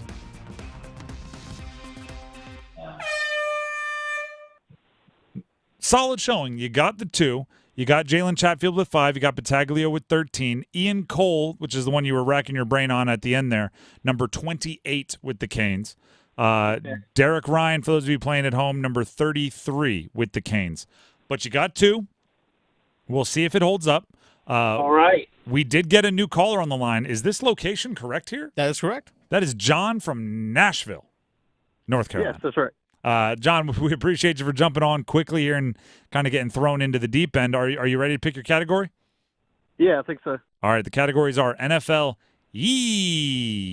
players whose first name starts with the letter E, NBA current players only, and we also have NFL Georges, all players with George in their name somewhere. Yeah, let's go with NFL Georges. All right, these are all players who have George in their name somewhere. I will give you the team and the player. Give me the jersey number. There'll be 30 seconds on the clock. You have one pass if you need it. You need 3 for the win. Any questions before we get started? No, I'm good. All right, your time will start when you hear the horn. George Kittle, San Francisco 49ers. 81. Incorrect. Eddie George, Tennessee Titans. 28. Incorrect. George Kittle, San Francisco 49ers. 80. Incorrect. Eddie George, Tennessee Titans. 32. Incorrect. George Kittle, San Francisco 49ers. 86. Incorrect. Eddie George, Tennessee Titans. 27. Correct. George Pickens, Pittsburgh Steelers. 81. Incorrect. You had the positions right for the most part. It just took you a while to kind of hone in on them. Yep. George Kittle, San Francisco 49ers, 85. You got Eddie George with number 27 after a few tries. George Pickens with the Steelers, which was really right at the end there. He wears number 14 with the Steelers. One of those newfangled wide receivers that has a low number rather than in the 80s. John, we appreciate you for kind of jumping on, going right into the game, but unfortunately that's not enough for the win. Hopefully you had some fun. Appreciate it. All right. That leaves David in Raleigh. David, congratulations. You are the winner. Yeah, thank you very much. Appreciate it. Now, if I'm decent enough at remembering voices, you've been trying here, so congratulations on the determination.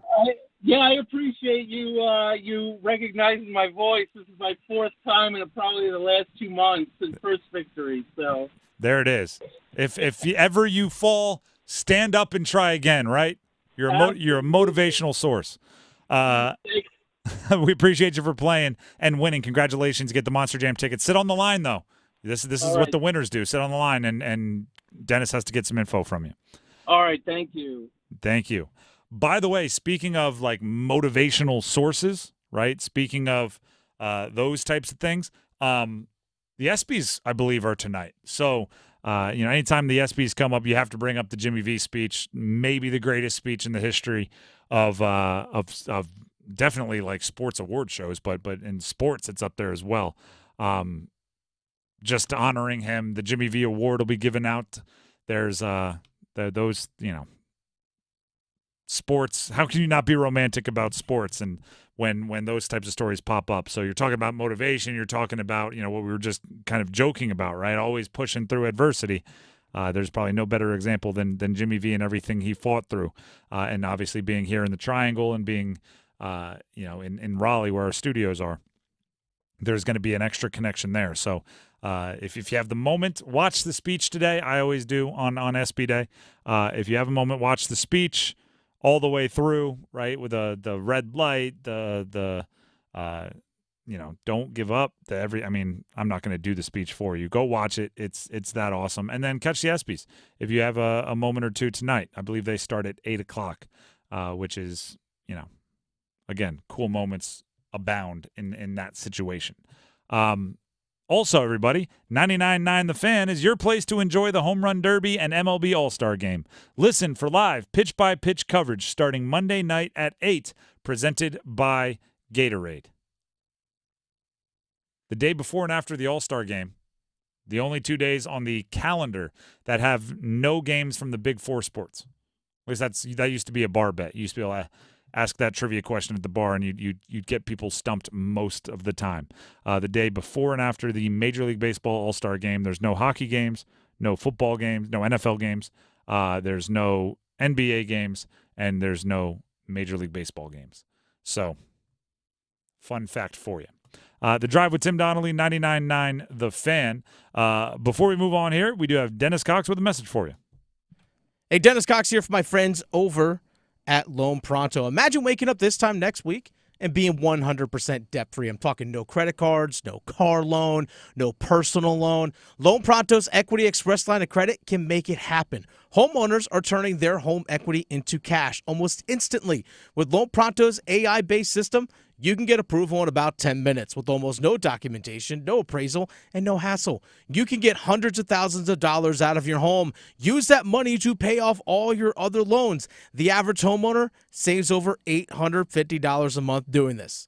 Listen, your home value is way up. You can use that to wipe out all those credit cards. Get some money for a home improvement project you've been thinking about doing. Literally hundreds of thousands are at your fingertips, and approval is just minutes away. Call now, 919-381-1760, 919-381-1760, loanpronto.com, 919-381-1760, NMLS 1661781, subject to lender approval, equal housing lender.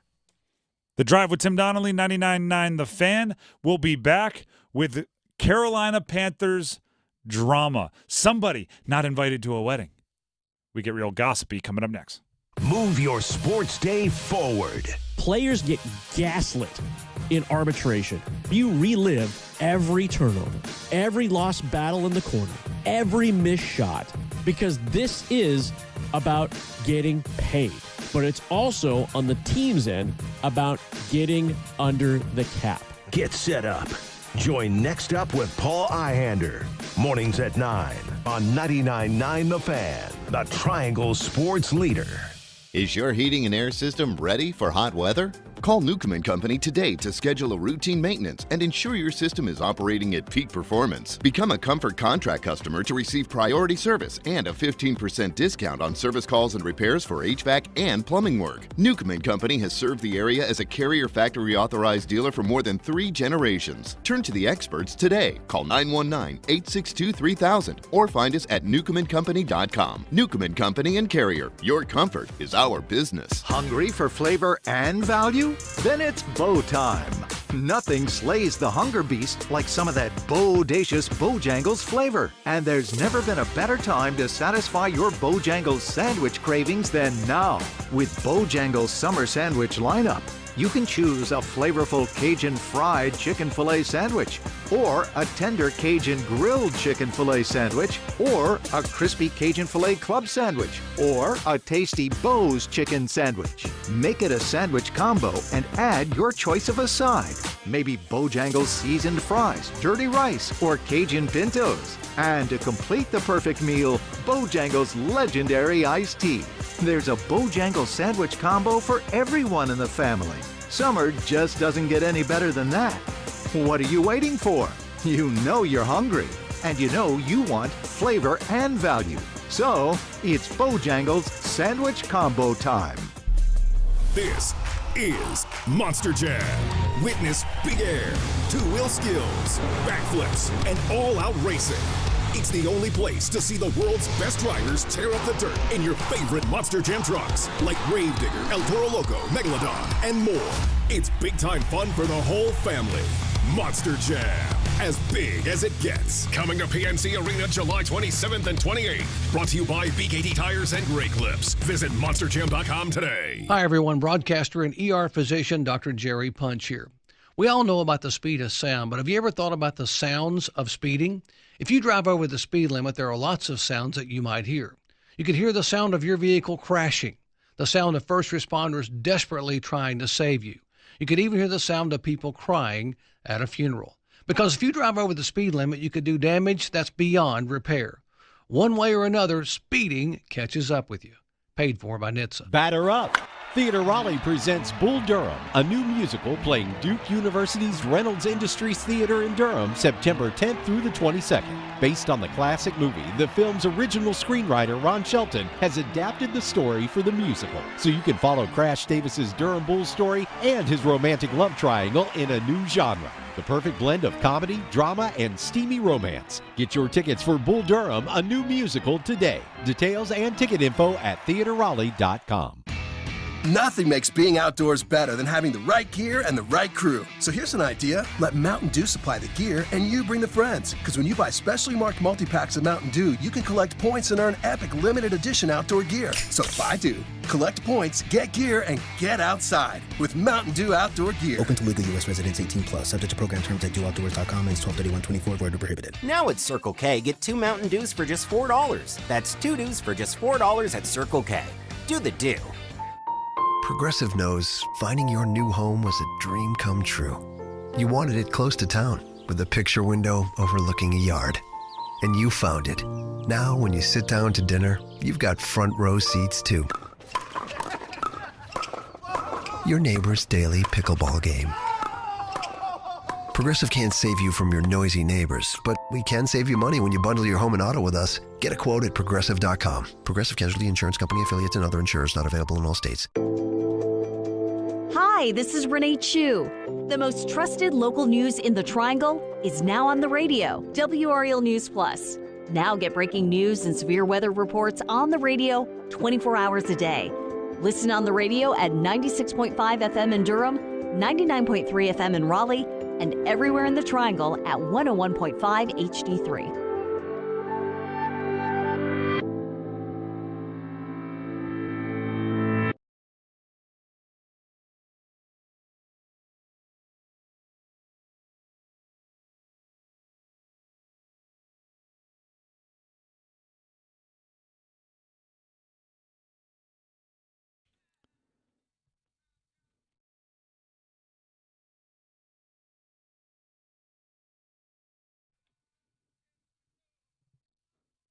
The Drive with Tim Donnelly, 99.9 The Fan.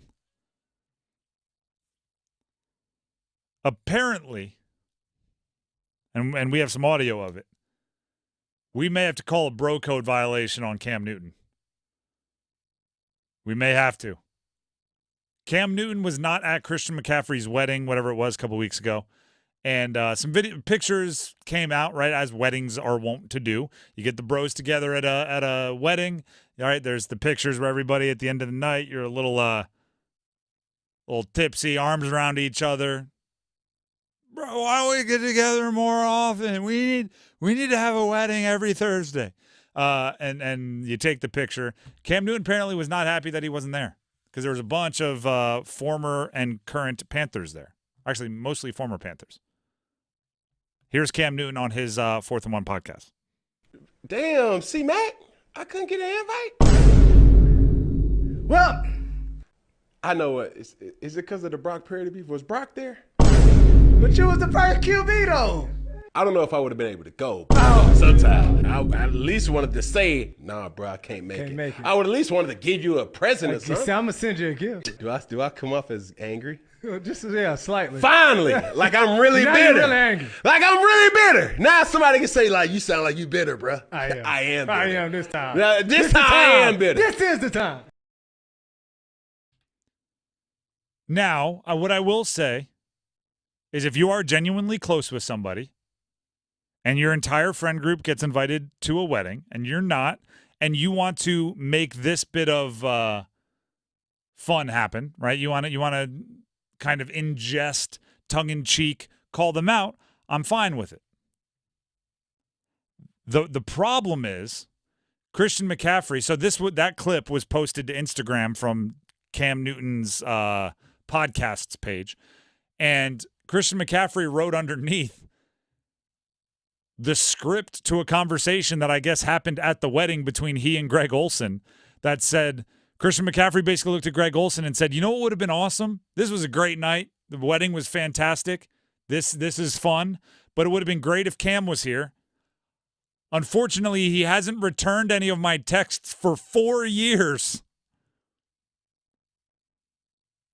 And at a certain point, the text started going from blue bubbles to green bubbles, which means either Cam Newton jumped over to an Android or he changed his number and didn't tell Christian McCaffrey. And prior to that, he just wasn't responding. Huh. I think we got to call the bro code violation. Little man code violation. You can't complain about not getting invited to a wedding if you've ignored reach outs for 4 years when weddings aren't on the table. Right? Of course, when someone gets engaged, you're like, all right, yeah, we're buddies again. Bachelor party, wedding, I want to be in the mix. At least send like a congratulatory, hey, man, you got engaged. Congratulations. You haven't talked in 4 years, and then you're going to complain publicly on your podcast that you weren't invited to the wedding? I'll tell you, like, I've had one wedding, right? So I'm not I guess the most experienced person out there, but I know how to, like, we had to make a guest list, and you always start with a bananas amount of people, and then you got to start cutting people off the guest list. I can't tell you how quickly my wife would have said they don't get to come if I said I hadn't talked to them in 4 years. Would have been, well, they're not invited. Bruh. Would have been a quick one, right? When's the last time you saw them? When's the last time you talked to them? When's the last time you hung out? If you texted them right now, would they respond within the next week? If the answer is no to those questions, you're not coming to the wedding. And also, his little, like, I wish I would have sent you a gift. You can still send a gift. This is a hate to say this because I'm a fan of Cam Newton, by the way. And his podcast, sometimes it gets a little much for me, but a lot of times it's some of the more blunt reaction to things like he says exactly how he feels, which I appreciate. This feels a little attention seeker-y. This feels a little internet clout chaser-y ish. You know what I mean? Everybody that was at Christian McCaffrey's wedding got a nice little like fame boost out of it, right? Greg Olsen was like the fun party guy because in a couple pictures he looked a little, how we say, tipsy. Although George Kittle did say that's just him. He wasn't. Is that an insult, actually? Let me ask you that, Dennis. George Kittle claims one of the pictures that everybody is saying Greg Olsen looks drunk in was taken like right after the ceremony, and they really hadn't, like, the drinks hadn't been flowing yet. Okay. Is that an insult to Greg Olsen, or is he just like already in like party mode? Like, hey, let's get the tie off. Let's get the hair a little less kempt. Maybe it's already in party mode. I don't know. But my point is this: a couple of Panther legends had a little open feud, and when that happens, us that cover the Panthers, you know, in a jestful manner, I think we have to pick our side.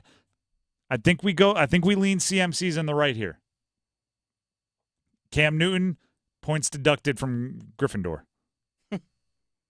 By the way, if there was a sorting hat in the NFL, probably be one of Cam's hats. It would definitely be one of Cam's hats. He also said that too. He said he read online that Christian McCaffrey's wife had like 4 different outfits on the wedding day or the wedding weekend. Changed 3 times or something like that. And he was like, I could have got her a hat. I'm like, so now you're just thinking of like an advertising thing here. You're definitely not showing up to Christian McCaffrey's wedding if your goal is to get product placement on the bride. The bride has probably put a little bit of thought into what she's going to wear on her wedding day, and it's not, I need to boost the hat business of the former quarterback from back before I was dating Christian. It's a funny deal. The Drive with Tim Donnelly, 99.9 The Fan. Want to tell you about what's going on over at Capital Financial Advisory Group, and of course that includes Coach Pete. The reality of financial termites. I'm a big fan of analogies. This is one that Coach Pete uses. Financial termites. What are they? They are the fees coming out of your retirement account that you're unaware of, the commissions that might be coming out of your account that you're unaware of, the risk that you might not know you're exposed to that can erode your retirement savings from right out from under you, right? Just like termites, right? You don't see them, you don't know they're working, all of a sudden the house falls down. You want to make sure you are A, checking for those financial termites, and B, exterminating those financial termites. And in that case, I think Coach Pete and Capital Financial, they could also be known as the exterminators. They can go in there, give you the once-over, do their 22-step behind-the-scenes process that can expose those financial termites and let you know that either A, you're good, or B, here's what we need to do to make you good and get those termites out of there. Coach Pete is committed to helping you retire like a champion, getting you through the financial red zone, over the goal line, and into that retirement end zone. Call 800-691-3215. Let them know you heard about it from me, Tim, on 99.9 The Fan. That's 800-691-3215. Or you can just text my name, Tim, T-I-M, to 600-700. Again, the number to call, 800-691-3215. Or you can just text my name, Tim, to 600-700. That's just about going to do it for us here on The Drive for today. But don't worry, we'll be back tomorrow at 3 to help you round out your week, send you into the weekend correctly. To start Overdrive, coming up next, we are going to revisit from 6 weeks ago. We did this earlier today. We'll replay it for you. We are going to revisit the Magic 8-Ball GM. We had a Magic 8-Ball make all the decisions for the Canes offseason. Before the decisions were made, where do they align? Where do they differ from what actually happened to this offseason? We broke it down earlier, and you can hear that breakdown once again to start Overdrive. Quickly, please subscribe to our YouTube channel, 99.9 The Fan. Ton of great content going out there each and every single day. Canes, Panthers, local colleges, it's all there. 99.9 The Fan on YouTube. Enjoy Overdrive. The Drive will be back tomorrow. Until then, have a great night, everybody.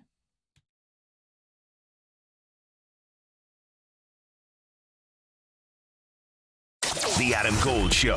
I saw some video of LeBron, KD, and Steph Curry. The last time we saw something like this was the Dream Team. Michael Jordan, the best player. Magic Johnson, Larry Bird, the 7th best player in the history of the game.